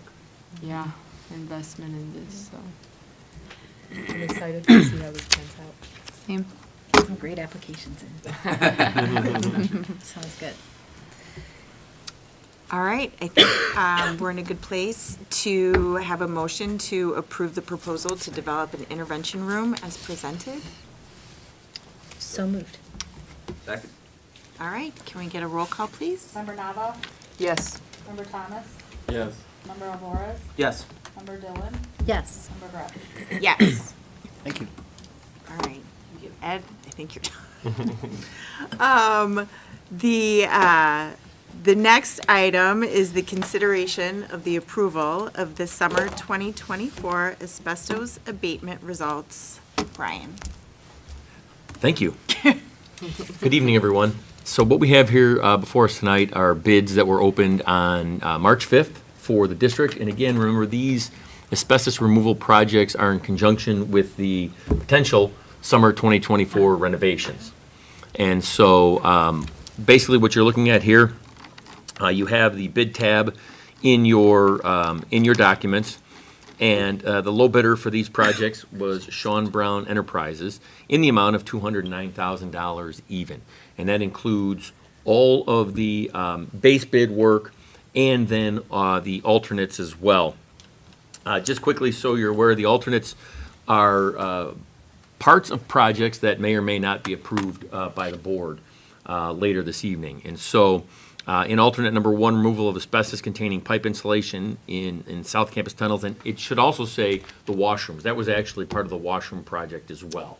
So that one, obviously, there may or may not, depending on what we talk about later this evening. And the removal, alternate number 2, asbestos-containing roof drain pipe insulation located above the South Campus D-wing ceilings. That one actually is recommended based on some of the other work that we're doing. And then alternate 3, removal of sealant at multiple exterior doors. That is asbestos-containing material that is found in the caulk on those doors. So if we decided to move forward with the doors, that would have to be done. And if not, then it doesn't have to be done. And then finally, removal of the floor tile and mastic under the unit ventilators at the South Campus E-wing for the replacement of those air handling units, unit vents, so that we would be adding that air conditioning to that wing as well. Again, that is an alternate that we'll discuss later tonight as part of those also. So the base bid was $185,000, which we will need to move forward with that one. And then each one of the alternates was priced out again at $6,000 a piece, so another $24,000 a piece. I'm sorry, $24,000 for all of those alternates if in fact we move forward with those. So basically at this time, since those alternates are out there, I would recommend that we, approve the contract in the amount of the $209,000, and then whatever we decide that we're going to do or not going to do with the final renovations projects, we would remove that from the actual contract with the contractor, with Sean Brown Enterprises. But we'd be in for the $185,000. That we would be in for. It would just be the alternates, the additional $24,000. So that would cover us. Now, I can tell you that there are times when additional asbestos pops up in areas of renovations such as these, because we do our best to see into the walls and look to where we think asbestos is going to be. Sometimes there's additional that's found, and if there was, then we'd have to bring that back to the board as a change order after we have it, we've identified it. Hopefully that won't happen, but I will tell you it does happen at times. I'd be happy to answer any questions. It just seems like there's such a huge variation from the 532,000 to 209. And I know we haven't used this company before, but Yep. it's been vetted. You've got letters of recommendation, and you guys We do. feel confident in the ability of this firm to be able to complete those projects. Yes, I had a couple of long conversations with our consultant, and both of us were also surprised when we saw the difference in the pricing. Not so much the base bid pricing, but the alternate, pricing, which was quite a bit different. And when we talked, our consultant went back and actually had a couple of phone conversations with the contractor. Contractor was confident that they can do it for this pricing. In addition to that, as you pointed out, we contacted references. The references said they were great, and they have had, for whatever reason, the ability to undercut some of the other, contractors and get the job done. Of course, one of our main concerns, well, a couple of main concerns. Obviously, we want to get the work done that we're asking for. That's number one, and for no additional pricing. Number two, of course, that they would be paying prevailing wage. And so we have confirmed all of that. And so they are comfortable with their bid. Wow, it was really, it looks like a wild ride here. It certainly was. When we saw it too, we were like, well, we thought for sure they missed something. They Right, weren't yeah. quite confident, the bid. And they told us they're fine with it. I like that, but. Yeah. You're right, thanks for asking the questions, the Sure. minimum wage question, and then checking all the references. Yeah, this one, like you said, that jumps out at you right away. Yeah. And so we have Glad used it them wasn't just before? us. We have not used them Oh, we before. haven't, okay. No, we have Yeah, not. I didn't recognize the name, so. From our understanding, they've done a lot of work in Chicago, in the city. So, like I said, when we talked to our consultant, I said, I can't imagine that a contractor in the city of Chicago would not, have prevailing wage built into their their proposal. And they confirmed that they did. So, because that was one of my first concerns. I said, well, do they not have, that said they do. I wonder if it makes sense for the board to hold off on this motion until we have We could do that, the too. larger yeah. discussion. We could do that too. Okay. Yeah. I have a question. For alternate number 1, for the asbestos, the containing pipe insulation, the asbestos removal, is that any of the material that friable material? No, none of it is friable right now. Okay. It is all, for that number 1, that is all insulation that is contained in the walls. It's pipe insulation that is contained in the walls. And then some that runs down through the plumbing and the tunnels as well. But none of it is friable at this point. Okay, thank you. Yes. What does that mean? Friable. Essentially it means that it's compromised. Okay. Serious. Yeah, and that it could be releasing asbestos into the air. So nothing here is friable at this point. This is just simply because we're going to disturb it as part of the renovations Got it. that we have to remove it. Okay. That's good to know. Good question. Thank you. And then, thank you for Sure. clarifying it. And then the other question I have, I'm assuming obviously that cost of 209 includes the after testing that goes on? It includes the containments that they have to build. Uh-huh. It includes the removal. Okay. And then it includes, I believe there's multiple testing that they have to do. Right. There's two, at least, I think, 2 tests that they have to Right. do afterward. So that is all included in there as Okay. well. Just Yeah. wanna make sure. Yeah, Thank you. sure. All right. So we'll hold on an emotion for That's that what I right would- now. yeah, that's what I'd recommend. Everybody's good with it? I'm seeing that it's not. Okay.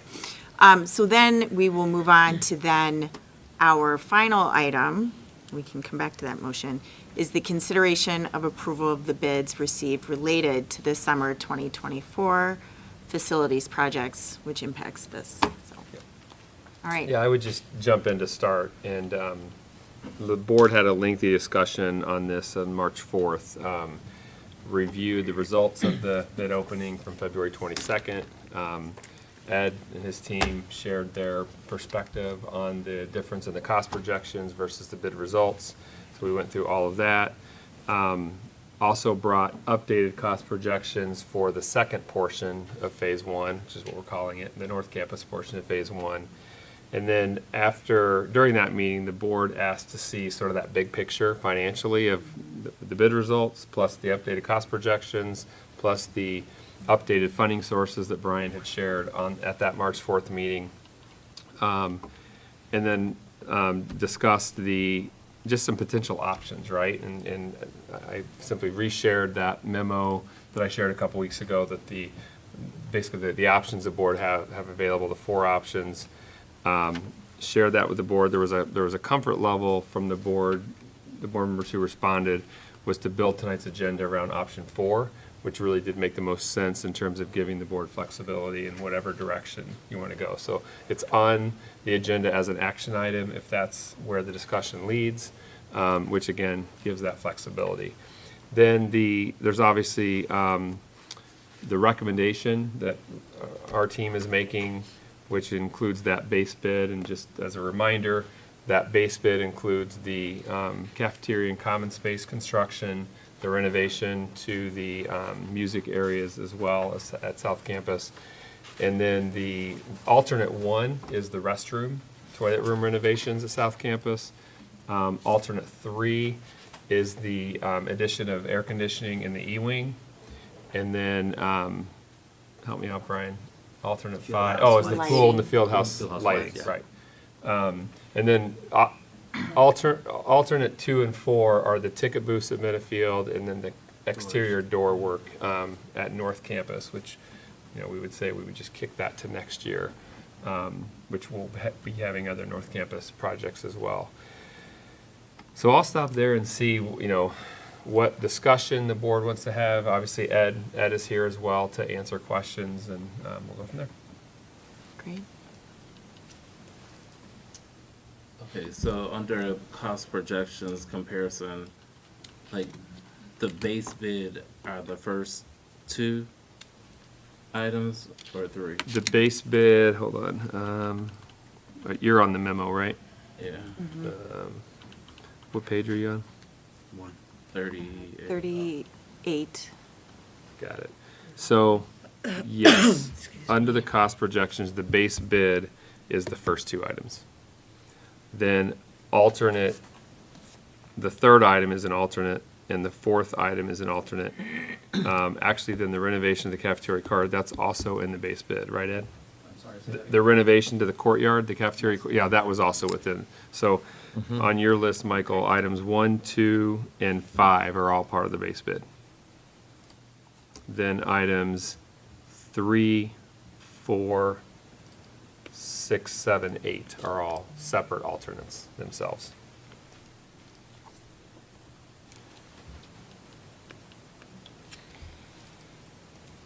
And Brian, I can't remember if this was a conversation that we had or as a whole group, but the alternate number 1 with the restrooms and accessibility upgrades, I mean, I know, again, anecdotally, my own feedback that I get from my students about that, but did you share that that is like the number 1 thing from it's surveys over the years? I think that's the other big part of this is through that community engagement process in the fall of 2022, this is by design, right? This is a reason why we prioritize this project, because it hits so many of the objectives outlined by our community.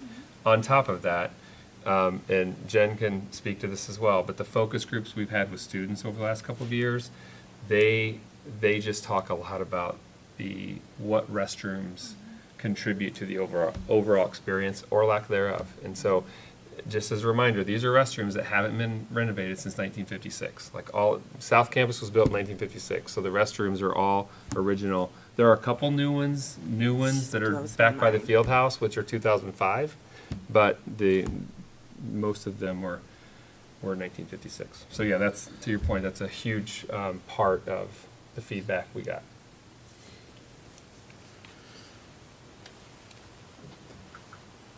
I was a little confused. I wanted to talk about those, the exterior, exterior door replacements that are listed in the memo, but then the spreadsheet wasn't as high. Would that be, is there a difference? Yeah, those actually came in a little out? less than our projections, right?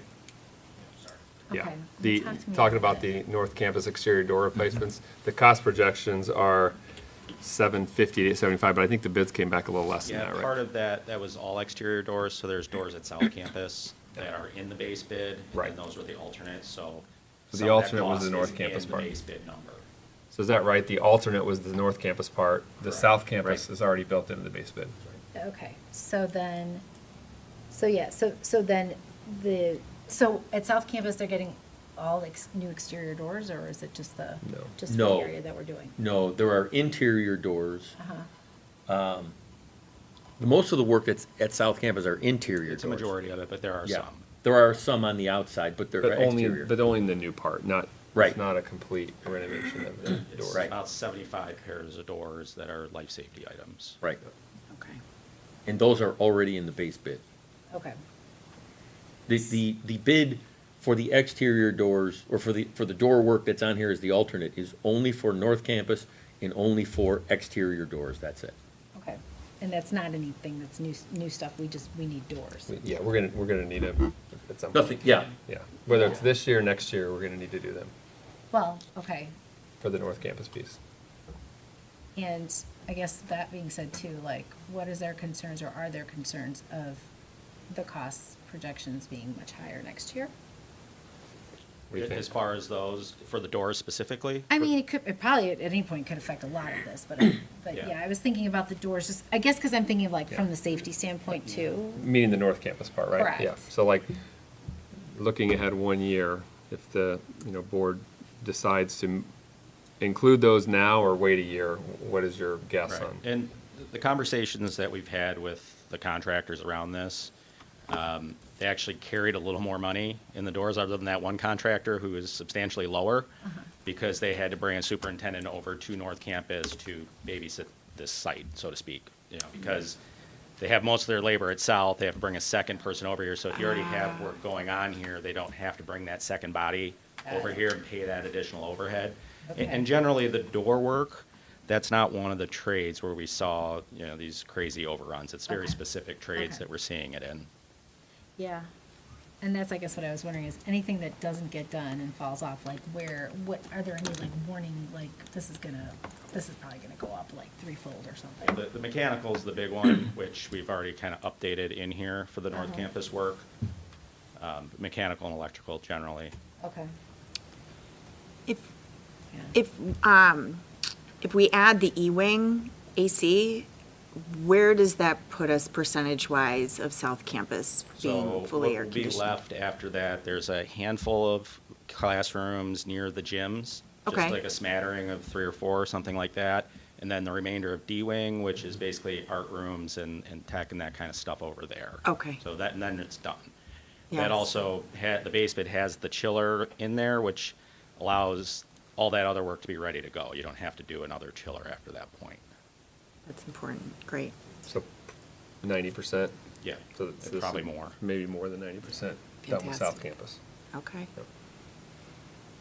Because, and we do have on here listed the D-wing roof, right? Which, there's part of it that's included with the actual music wing renovation with the Okay. cafeteria is. The remaining section, that has not been bid yet. Okay, I wanted to make sure I was clear about that, okay.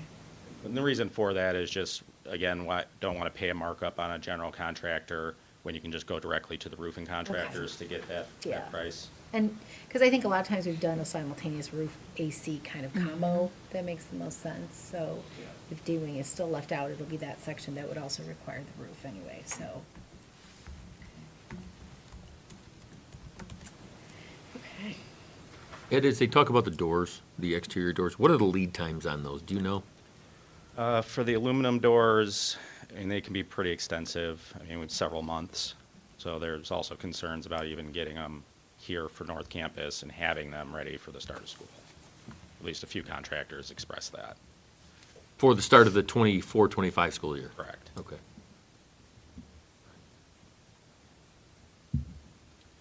I mean, I guess I'll jump in and just say I think the recommendation to me is sound.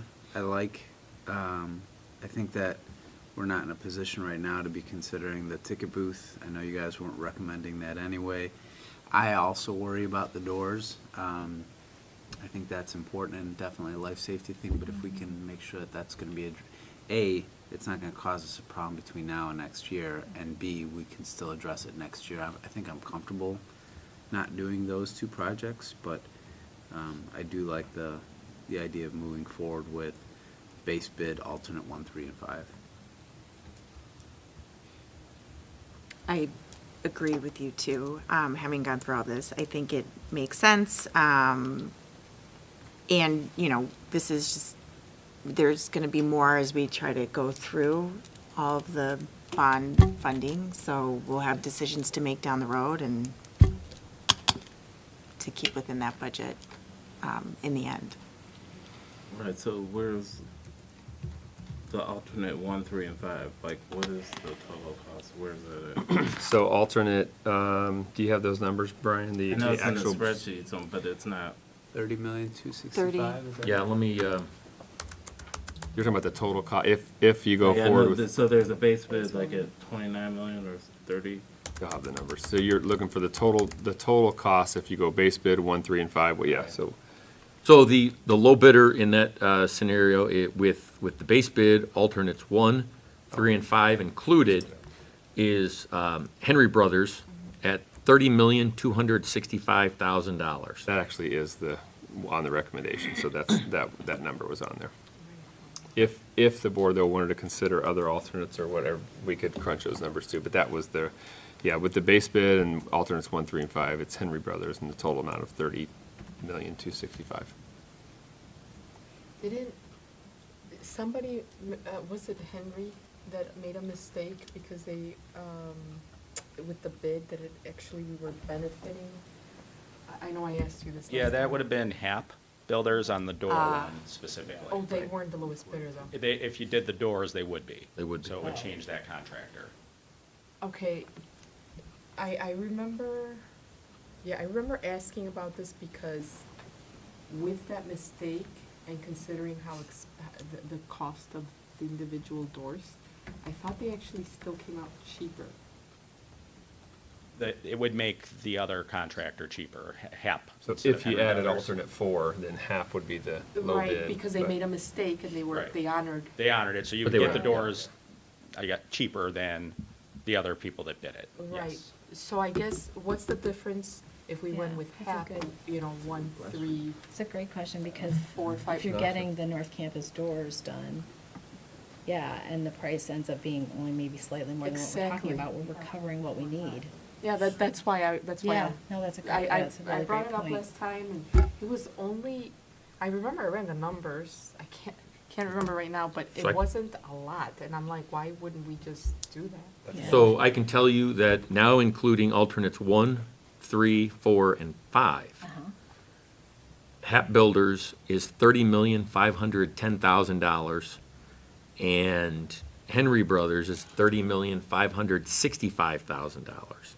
So they are HAP Builders is $55,000 less with the addition of alternate 4.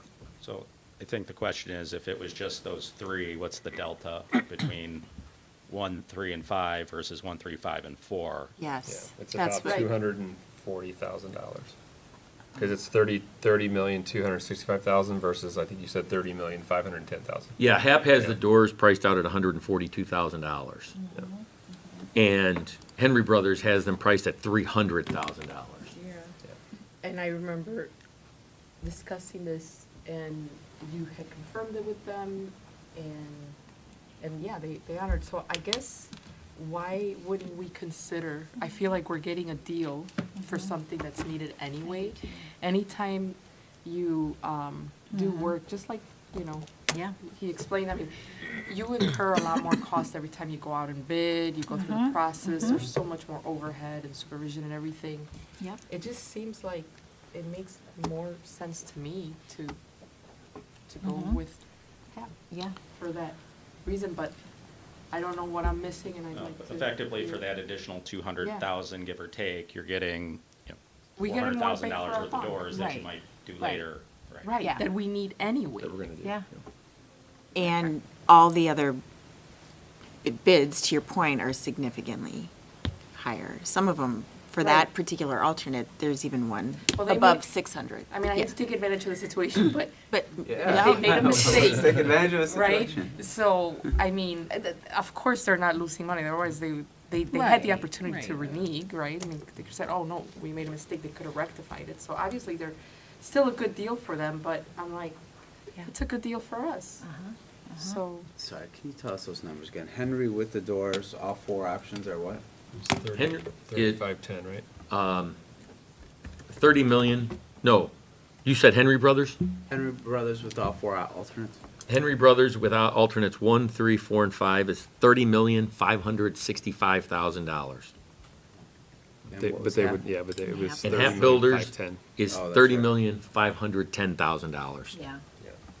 That's with all 4 options. right? Correct. They're only the low bidder because of that mistake if we include Yeah. the doors. Number 4. So, I mean, I don't hear any reservations. I would would prefer to save some money Me and, too. take care of our school and our needs and take makes advantage sense. of the savings. Yeah. I would agree with that. Thank you for pointing that out. I was kind of I was kind of pushing a little bit for doors too, because I think there's a good reason for it, and I wanted to make sure we're not going to end up overpaying for that when the time comes. So, yeah, I think we should. Is there anything that we're missing in that from your perspective? No. No. Okay.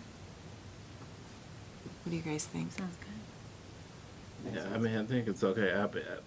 So I'm just wondering then, is this going to then, for phase one of North Campus? Yep, for the second portion of phase one, it's going to require some significant discussions, because what you're. Which is different from this 30.5. Yeah. Yeah, what this is going to leave is, and this is what is outlined on that spreadsheet that I just recently sent, it's going to leave, I think there are about $20 to $24 million worth of projects outlined for the second part of phase one. And knowing the funding sources we have now, it's going to leave about 14 to 15 million. So there's going to have to be some decisions made around that second part of phase one. And I think Ed already has some ideas on that in terms of maybe prioritizing the mechanical parts of that first, phasing in the renovation of the classroom. So that's stuff we can talk about. Did I say that right? You did. Is that, obviously that has some consideration in what we decide to do on phase one, right? But is that something we need to talk about now to make sure we're planning for phase two? What do you think? Well, it's still part of phase one, right? I'm sorry. Yeah, not phase two. Second part of phase one. Second part of phase one, yeah. I get. Well, and I think we're I think- going to have to talk about that anyway, right? Like, that's kind of where, the dollars aren't going to stretch as far as we had hoped. That was the whole thing last time, right? So we're going to have to make some of those decisions. But I think what I'll be curious about when that time comes is how far can we get? What should we prioritize? What can we roll into like our regular capital budgeting? I don't know what all of that will be, right? I think, and jump in here, Ed, but I also think like there'll be new information available too, and like you'll have maybe even more updated cost projections in the fall over that. So over the next 6 months, so certainly discussion could happen, but my fear is you don't have all the information you need to really have that discussion. And I would say I want to start having those discussions pretty much immediately, like not today. I want Yeah. to get with administration, Give us right? a couple weeks. And talk about the prioritization, Next month, for sure. should we be looking at some of the drop-in centers that were part of that along with the mechanical? Right. The classroom updates were generally cosmetic, so maybe those can stretch out a little longer. We can do some things with furniture to kind of get that updated feel. So there's some conversations that we need to have before we want to present those ideas to you, but we have some thoughts. So maybe we do that sooner rather than Yeah, later. absolutely. Yeah. Okay. Okay. Especially just because of the timing it takes Right. to put it together and put it out, so. So basically, the whole process that they went through the last year with meeting with our staff and designing this project, they're gonna have to do the same thing for North Campus. Right, but they already did go through that, but they have to go redo Have to go through it again, because right. we're in a cost, like. Well, no, they haven't gone through the detailed planning for North Campus yet. They've just thought about concepts. So all of that work that they did for the detail part of South Campus, they're gonna have to go through that again with meeting with staff and coming back to the board with renderings and really more detailed concepts. But I think before thought they shared concepts of some of the North Campus concepts that we saw. Yeah. We had a few of the drop-in centers Yeah. worked out. Oh, yeah. There's certainly more detail to be fleshed out, but that's a little further along than we were with South Campus. But Right. again, want to sit down with staff and make sure we're hitting Right. all the right marks and getting the most important priorities addressed. Right. It was something like 46 or so classrooms, and maybe we look at that scale a little differently for at least this first go.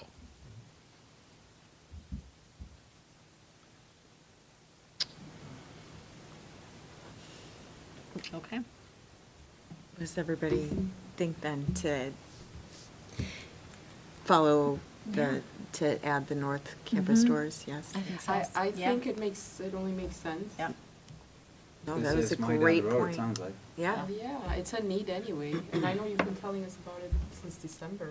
I remember you first brought it up. It was not part of. You identified the need. It's just a maintenance item Yeah. within Yeah. the district. So as we look at, the bond projects versus the maintenance projects, it's really just a maintenance project. It's just and it isn't even a replacement of all of the doors. It's replacement of the top doors that we've prioritized that have to, at this point, need to be replaced. Rusting issues in the frames, rusting issues in the doors, those kinds of things. Which could lead to security issues down the road. Potentially. Right? Well, and then more expensive remedies if you let some of these deteriorate or not address them timely. So then, the base with one. Yeah, so the recommended motion then would be to award a facilities renovation contract to Brian, correct me if I'm wrong here, to Hap Brothers, including the base bid and alternates 1, 3, 4, and 5? That's correct. In the total amount of $30,510,000. Correct. And alternate 4 is the doors, right? Alternate I got 4 that. is the doors, Yeah. alternate Two 2 is the ticket booth. is the ticket booth. Just wanted to make That's sure I the got only that one. right. Hap Builders. Hap Builders, Builders. okay. It's Hap. Yep. So motion to award a facilities renovation contract to Hap Brothers, including the base bid and alternates 1, 3, 4, and 5, in the total amount of $30,510,000. That would be the recommended motion. Okay. Hap Builders. I have to say that whole thing. Oh, Hap Builders, sorry. Yeah, you do.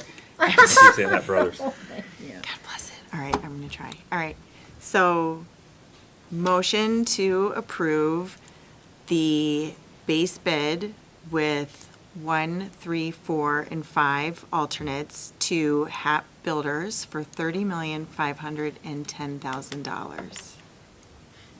Can I get a motion? So moved. Second. Thank you. Somebody's gotta say it. I can't. Can we get a roll call, please? Member Thomas? Yes. Member Alvarez? Yes. Member Dillon? Yes. Member Nava? Yes. Member Grutch? Yes. Moving. Okay, now we have to go back to the asbestos. Yes. That actually makes that easy, because good. we'll need all 4 alternates and the base bid for that. So the amount of the contract with Sean Brown Enterprises then would be for the $209,000, including the $185,000 base bid, and then all 4 alternates at $6,000 apiece. You know what I think was I confusing? might have to repeat that. Penny think, and then you yeah. also bid on the base bid. Actually, And that's why you'll have to get That that was from really him. Right, 'cause I'd rather be detailed than. I'm sorry, did you want me to repeat that? I sure do. Yes. Like Sorry. succinct. So, I think that if we want to approve all 4 alternates and the base bid, we would approve, the Board of Education would award the contract for the 2024 asbestos removal projects to Sean Brown Enterprises Incorporated in the amount of base bid of $185,000 with alternates 1 through 4 at $6,000 apiece for an additional $24,000. Just trying to write it down. I'm sorry. I have to repeat it verbatim. So not a stenographer. I'm trying to go really fast. Literally. So it's in. Okay, I'm trying to get back up. What's It's in the, it's in Yeah. the recommendation motion, isn't it, on the? Page 30.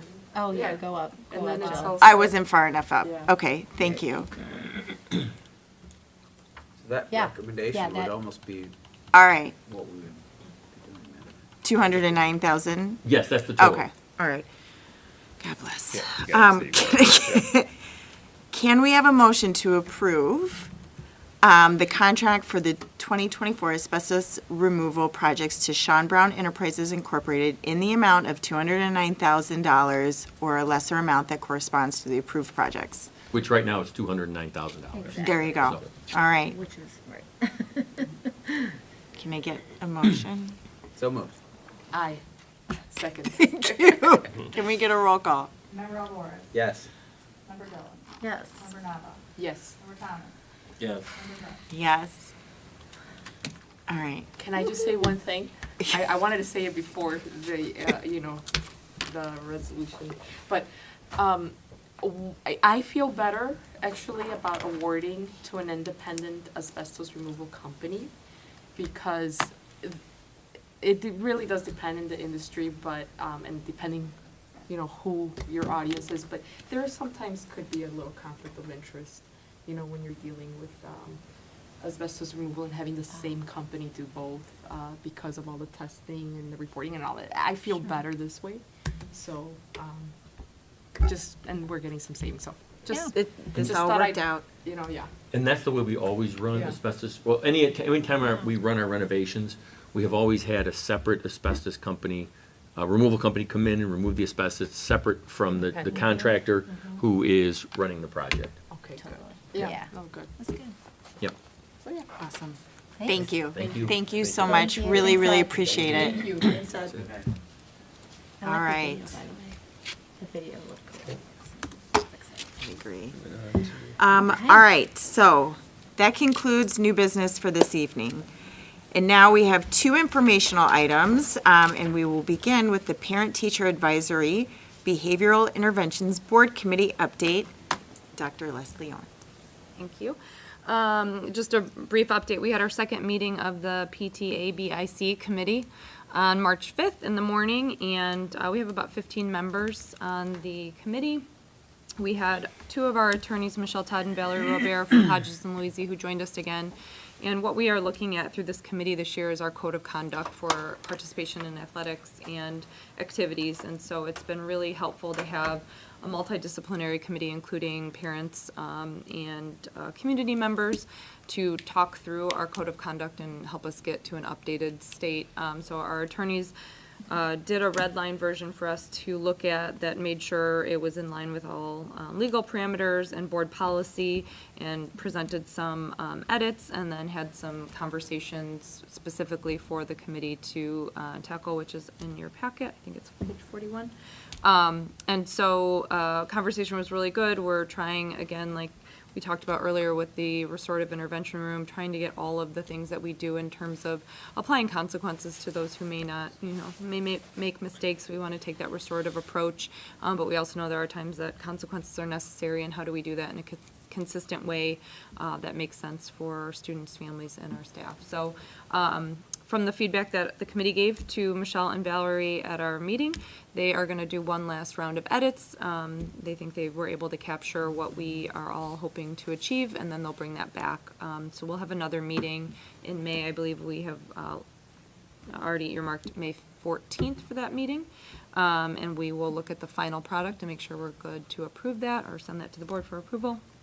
And then we've talked about upcoming other topics for this committee to look at, and I think the committee was had consensus on looking at attendance next, and really getting some good conversation on how we can continue to really target attendance to make sure we can improve attendance across our district. So that's it. That's great. Thank you. Really good experience with this Good. group. How many people? How big is the group? I think we're actually 15. Oh, okay. But we've had Yeah. our two attorneys there. But yeah, we have teachers and administrators, coaches, and then our parents and community members. Nice. Well, thank you. Reports. All right, and the next informational item is the 5-year financial forecast presentation. Brian Stashak. Thank you. Okay, so you have before you typically an exercise that I start the budgeting process with annually, and so usually bring it back to the board around this time of the year in March of any given year, because we're starting to put together next year's budget. A couple of items here that I want to discuss briefly with you. First of all, in a couple of pages, you'll see a lot of numbers, and you'll see a lot of potential numbers out there for salaries, benefits, even the revenue side. None of this is intended to say this is what's going to happen and this is what this is going to look like 2 years from now, 3 years, whatever the case may be. Really, the intent here is to simply look at this and look at the trend based on our known factors right now. What we know, how does that extrapolate out into sort of 5 years from now? And so, really, it's sort of a best guess. And when I'm working on this, I use that term reasonably conservative, which is what I like to be in these. And simply what that means is I don't want to be $10 or $15 million in this direction. I don't want to be $10 or $15 million in this direction. I want to sort of be in a range that says, okay, look, here's where we really do believe we're going to be. And then it shows sort of that trajectory of the district, the financial trajectory, and where we're going. And so, again, all of this information here, this changes from year to year. And so I will go, when I, you know, develop next year's forecast, I will go back and look at last year's because I want to see where things have changed, why they've changed. And then I'll compare that to the future years as well. And so in this process, I have to make a lot of assumptions because there are known factors, there are unknown factors. And so on your page, I think it's 40, let me go back there. I think it's 43. You would have all of those assumptions, the major assumptions that I use there, okay? And so let's just quickly, the revenue assumptions, the CPI numbers, we know that this year is being driven by a 5% increase. Next year will be driven by a 5% increase. The following year will be driven by a 3.4% increase. And then I'm kind of factoring in 2.5% after that, which I think is about the historically, that's about what CPI has averaged since the inception of the property tax caps. New property values, just keeping that sort of flat, about $20 million a year. The reason that's important is because anytime new property comes on to our tax rolls, it's not included in that 3.4 or the 5% increase, 2.5% increases. It's all new to that levy that year. So it's dollars that are outside of the tax cap. So we kind of keep that kind of steady there because, again, that's about the average of what we've seen. The CPPRT, you've been hearing me talk about that for the last 2 years, 3 years now. Really what we've done with that is, and you'll see the numbers here, I've kind of leveled that off at about $6 million going forward. I really don't have a great handle on that. The last professional development conference I was at, we were all told you probably shouldn't expect the high numbers that you've had over the last couple of years, but it's probably also not going down to those historic levels that you've seen in prior years. And so we'll talk a little bit about that coming up. State and federal revenues for us, they basically stay the same going forward, and they've been pretty much stable in the past as well, and you'll see those numbers on there. Earnings on investments, we're obviously way up in terms of where we are with those, which is great news. So we're kind of looking at 1.5, almost $1.6 million starting for next year, and then kind of going out, but decreasing a little bit because of the way that the yield curve is right now. It's still a bit inverted, meaning that your shorter term investments are getting higher interest rates than investments that are 3, 4, and 5 years out. So we tend to think that those will probably start to level off, but it's also going to drop off as well. And again, we're pretty limited in terms of what we can invest in. So let's go to any questions on the revenue side. I'm just curious, so for CPI, how come it's like 5 and then 3.4 and then 2.5 the rest of the years? Because we don't know those numbers. The 5% is an actual, that's a known number. The 3.4 is an actual known number. And then all of those years after that, we're just kind of taking an average of what CPI actually has been over the last 20 years, something along those lines. The federal government would like to see inflation around the 2 to 2.5% range in that area. And so that's kind of why we're looking at utilizing that number. Again, we have the two pieces, that one plus the historical average is about 2.5%. Thank you. Okay. You're welcome. Any other questions on the revenue? Well, you mentioned at the beginning, basically your margin of error, if you will, or the uncertainty.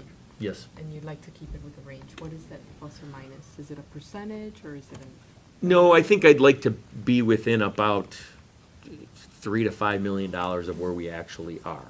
plus or minus? Correct. Okay. Yeah. 3 to 5 million. Yeah. And when you look at that, if you're looking at that percentage, it's a couple of percentage points of what our total budget is on the revenue side and the expenditure side. Okay. Now, I can't guarantee that. No, I know. That's where I like to be. That's pretty aggressive. That's good. Yeah, look, if my crystal ball was working that great, we'd be in real good shape. Lottery numbers and all. Bring it. But Thank you. you're welcome. So just briefly, the major expenditure assumptions. So really, when you look at District 204, there are really two major pieces to it. The tax levy is the main driver of our revenue. That's where about 90% of our revenue comes from. And then, of course, our largest contract is the certified teacher contract. And so those two really matter in terms of where the financial health of the district. And so, again, if you look, we currently have the new contract input into, in these projections. However, the 2029 year, we currently don't have a contract for that. So we're just making some assumptions in terms of where we think that would go. But we know that the future years, the next 4 years, 3% to the base, 3% to the base, 2 and 2. And so those are all factored in. In addition to that, I factor in all of the retirees. And the reason we look at the retirees is because there are some cost savings there. As you retire staff members out and bring in newer staff members, there's generally a cost savings there. So we kind of factor that in and make some guesses where they would fit into that salary schedule each year that you have those retirees. And you can see over the course of those really 5 years that matter, you have 14, 50, 22 retirees. So that's a substantial number there. So I have a question about that. You know how you talk about the savings? Is that because the lower people, the salaries being younger people? Yeah, labor? correct. Does that offset though, like the pension and all of the costs associated with when people retire? Like, does it still pan out? So the district, the certified staff members pay 9% of their salary into their pension. So that is actually their part of, if you look at the salary schedule, they pay into it. Now, the district has a very small percent that they pay into. And so it really doesn't affect anything it's just it would be a small decrease on the pension side. Okay, yeah, so the savings are still way more, yeah. The significant amount of savings comes in that salary, salary amount. Yeah, that makes sense. Thank you. And I love that you put the retirement numbers in there, because I think that's helpful for us to kind of forecast where we'll be in the future. Do we see that trend being similar in that we're going to have a lot more I mean, I know they can let us know, right? Is it 4 or 5 years in advance? Right. But do we know, based on years of service that they already have, that trend will continue, that we'll have higher and higher number of retirees? I have not looked at that. That's something that Ed and I can look at, because we know where people are in terms of years of service and when they may or may not retire. So it's something we could look at going forward past the 29 year. Can't guarantee, right? I guess just knowing when they would be fully vested. They may go beyond their required years, right? But yeah. And generally, you'll see them in larger groups at different times, generally corresponding to larger groups that have come in. And so we've had times where we've had 20, 30 teachers coming in at a time, and so you can project that might not be, everybody is coming in with a little bit of a different amount of years of service, but that's generally going to line up as well, too. Yep. Okay. And then, so based on that, all other salaries, they're increased roughly by 3 to 4% annually. And there are different categories. When you look at the current certified collective bargaining agreement, for example, you have extracurriculars, so the sports, the clubs, all those things, those are really going up by 3% each year. So that's a reason that I'm factoring in the 3% for those. So it's kind of all over the board depending on what category of salaries they are. Medical insurance. This is a big one for the district because, again, we've talked about this, but we are self-insured, which means that we don't pay premium, we pay claims. And so ultimately what I'm looking at is about a 5% increase every year in terms of those dollars going up. Now, what does that mean as far as the 5% increase goes? It's probably $500,000 to $600,000 a year in terms of cost. Now, I have to look at each year individually. Actually, this year we're trending better than what we thought we were going to. So that's some good news. But again, we can work with our actuary and our consultants, and they can come back to us and say, well, look, you need $7 million this year, and it's insurance. At the end of the year, maybe we needed $8 million, and maybe we only needed $6 million. Who knows? But it's just because we pay the claims, not the premium. That's why we have that uncertainty there. But again, we're able to get it down pretty good in terms of what we're actually spending our dollars on there. I got a question on that one too. Yeah. I just don't know a lot of districts that do it this way. Are we alone in this, or are there a lot of other districts that do it? There are other districts that do it, but you have to be you couldn't have 100 employees and do it because the risk is too great. We are also in So there are two, it's us and LADSI together. And so we form this sort of little insurance pool, if you will, and then we pay those claims. So there are other districts that do it, but you have to be of a decent size, otherwise the risk is too great that if you had 100 employees or 200 employees and you had one person with a catastrophic illness, you would see premiums going up way too much. So you have to, again, sort of spread out that risk amongst the number of people. There are other ways to do it. You can buy first dollar programs where we would, contract, I'm not suggesting this, I'm saying you can, where you could contract with Blue Cross and say, hey, put a plan together for us and then we're going to pay you the premiums. There are also there's an insurance pool that has probably at least 100 school districts in it. It's another option. But again, even that pool of 100, it's probably more than 100 districts in it now. I used to be in my prior district. But even that's sort of a self-insured plan. You do pay the premium, but nonetheless, it's like 100 districts that make up that pool and get together and assume the risk there. So, the nice thing about doing it the way we're doing it here or the way that the pool is doing is that if there are leftover dollars at the end of the year, they aren't just going to a first dollar company that's never going to give those back to you. Yeah. Now, the other side of that is true too, where if you have a year, you plan for $7 million and it's $7.5 million, that $500,000 has to come from somewhere, and that is coming from the district. Okay. So, yeah, sure. And then finally, supplies, purchase services, tuition, we're looking at varying degrees of increases there from 1% to 2% annually. And then capital outlay, this is the one where we have both capital outlay equipment and also capital projects, where we're kind of, coming up with a number at the end of that to fit into what we have available left in our budgetary funds so that, we're moving it around and we are not going into a position of any deficit spending. And so that's the number that historically we've kind of worked with. So any questions on any of that? If not, we will go on to the last page, which I believe is page 44 for you. And this is where, I know this is a nauseating amount of numbers, and I get it. I love it, but it's just me. And so if you start on the left-hand side of this document in column A, you're going to see, beginning on line 11, you're going to see our revenue numbers, and I break those out by source. So line 12 is property taxes, 13 is CPPRT, 14 earnings on investments, so on down the line.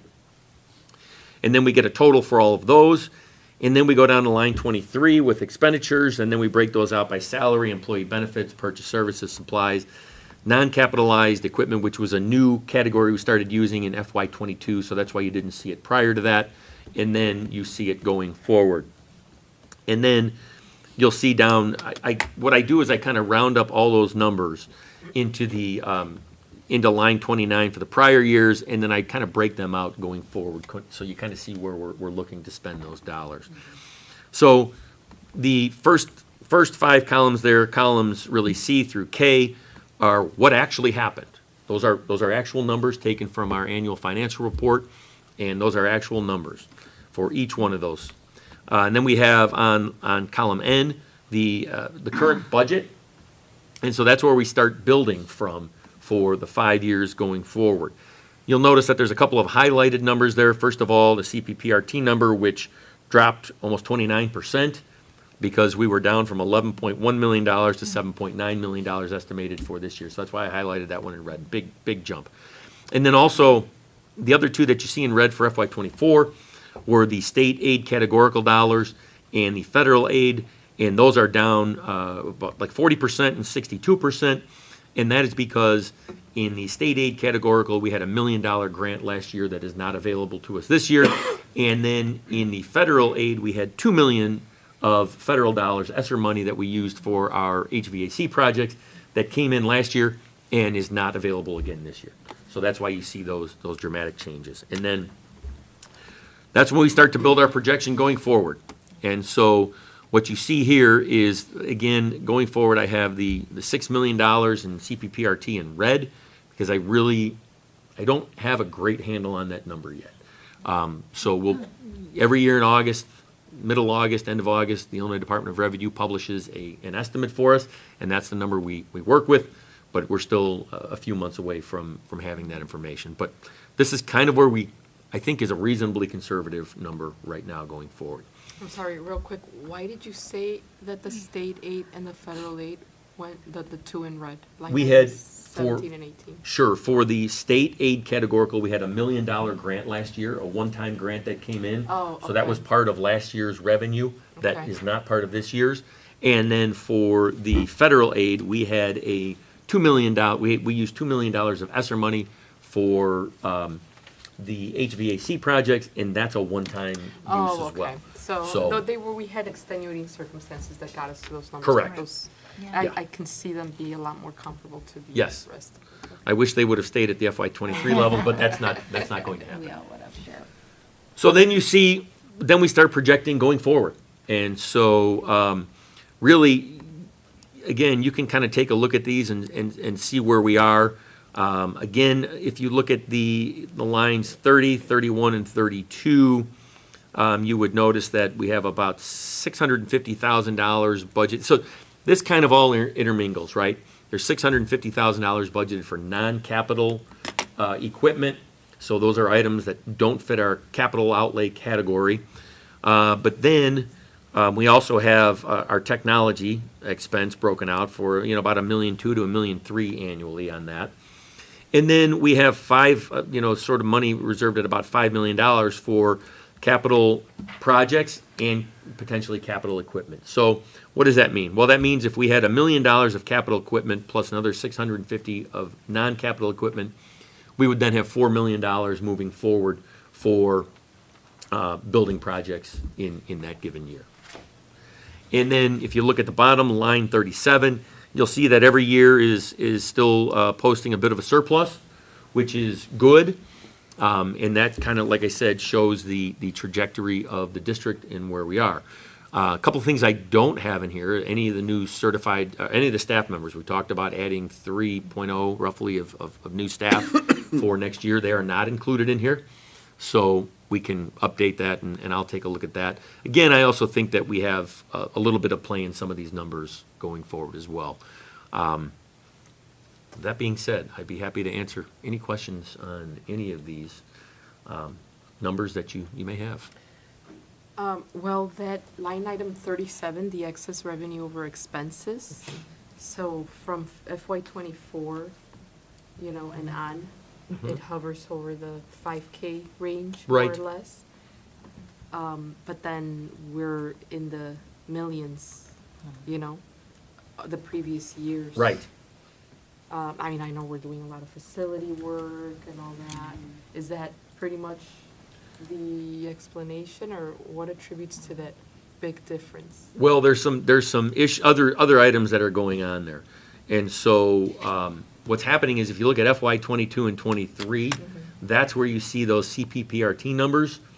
If you look on the revenue side, you'll see $10.6 million in FY '22 and then 11.1 in FY '23. And if you look back to those prior years, FY '21 was $5 million. We were at 3.5 and 3.2. Okay. So those are really some dramatic Yeah, yeah. increases there. Those are the root causes right there. Right. Those numbers. Correct. And so we saw some of that start to creep up on us in '21 as well, because you were about $1.5 million higher in CPPRT there also. And if you look at the salaries that year, they were actually down a little bit in terms of where we were from the prior year. So there's a number of items that are going on there, but yes, those prior years, a lot of that is attributable to those CPPRT numbers. Okay. Thank you. Again, which we don't expect those to be that high going forward. Right. Okay. Okay, that makes sense. Thank you. Sure, you're welcome.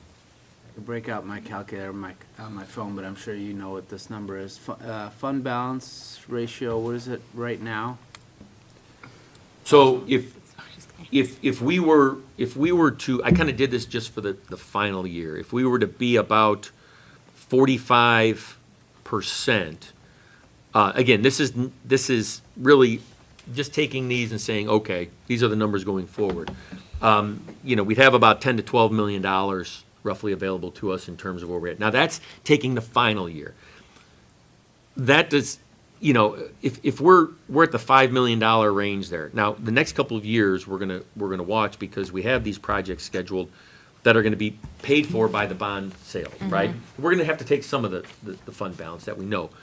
But ultimately, what's happening here is that I don't have any of those bond sale projects included in here because these are just operating expenses. Yep. Except for the remainder of paying for last year's projects in this year, which we have to do, and that really becomes part of that. So if you take, you know, call it a, you know, roughly next year at FY '25, $100 million, if you were at 45% of that, which would be the minimum you'd want to go to maintain that AAA, it'd be $45 million in fund balance is what you'd want to maintain.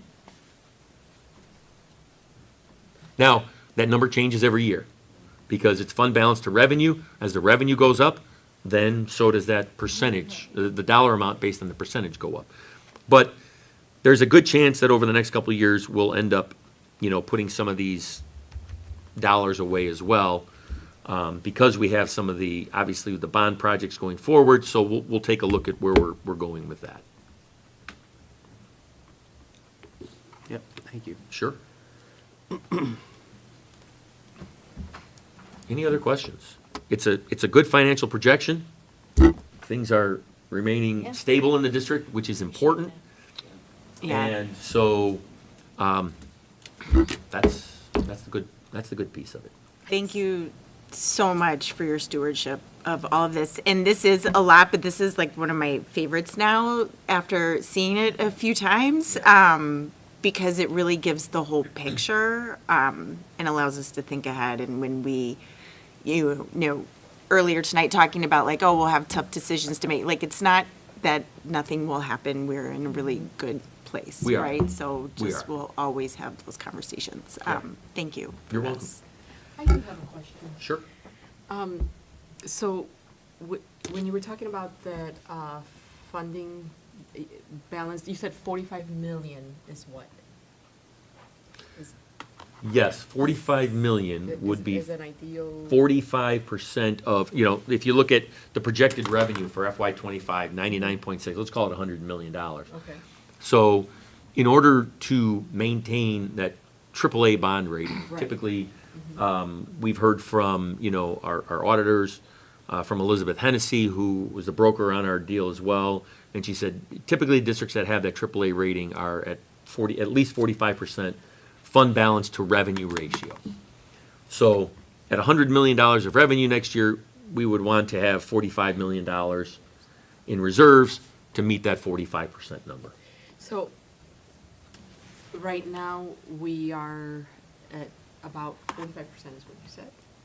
No, right now, we're higher than that. We're closer to 50, I think it's 58%, if I remember correctly. 58% sounds right, yeah. Okay. Yeah, we want to use So- some of it. Yeah. And is there such a thing too, like, I know it gets tricky, right, like balancing the checkbook and all of that. You also don't wanna have too much in reserve, right, but I mean, because we have stuff going on and facilities, we won't have a problem. We will not have a problem with too much in reserve. Based on the fact that, again, based on what we're talking about tonight and looking at the second part of phase one, Right. using, you know, some of those fund balance reserves. It will be a good thing, right? Correct. Yeah. That- Yeah, and quite honestly, that's what you know, a large number of districts will use additional fund balance for, is for one-time expenses related to capital projects.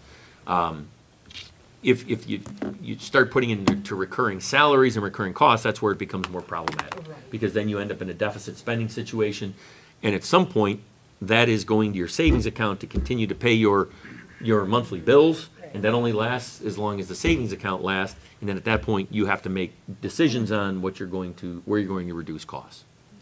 Well, thank you. Sure. Yeah, very nice summary, thank you. Yeah. Great. Thank you so very much. You're welcome. Yeah, thanks, Brian, for not just getting that AAA rating and then just phoning it in. No, we're not doing that, that's for sure. Good, I appreciate it. That's for sure. Thank you. All right, so now we have reached the consent agenda portion of our meeting, and our consent agenda includes the following items: payment of bills and financial statements for LTHS and LADSI for month of January 2024, human resources items for LTHS and LADSI, Review and approval of the meeting minutes, open and closed sessions. IHSA membership renewal for 2024-25. Disposal of surplus equipment. Overnight student travel. Can we please have a motion to approve the consent agenda as presented? So moved. Second. Thank you. Marilyn, could you please call the roll? Member Dillon? Yes. Member Nava? Yes. Member Thomas? Yes. Member Alvarez? Yes. Member Drury? Yes. Great. And then our final agenda item is the second opportunity for audience members to give comments or feedback to the Board of Education. Marilyn, do we? have any- Chair Farrell wished to speak in the second portion, but I believe she's left now again. Yeah, that's what I wondered. Okay. All right. Well, since nobody's here, may I please have a motion to adjourn the meeting? So moved. Second. Fantastic. All in favor? Aye. Thank you. Our meeting's adjourned. Thanks, Bill. everybody. I thought you were gonna like everyone. ask another question. I was like, what do you?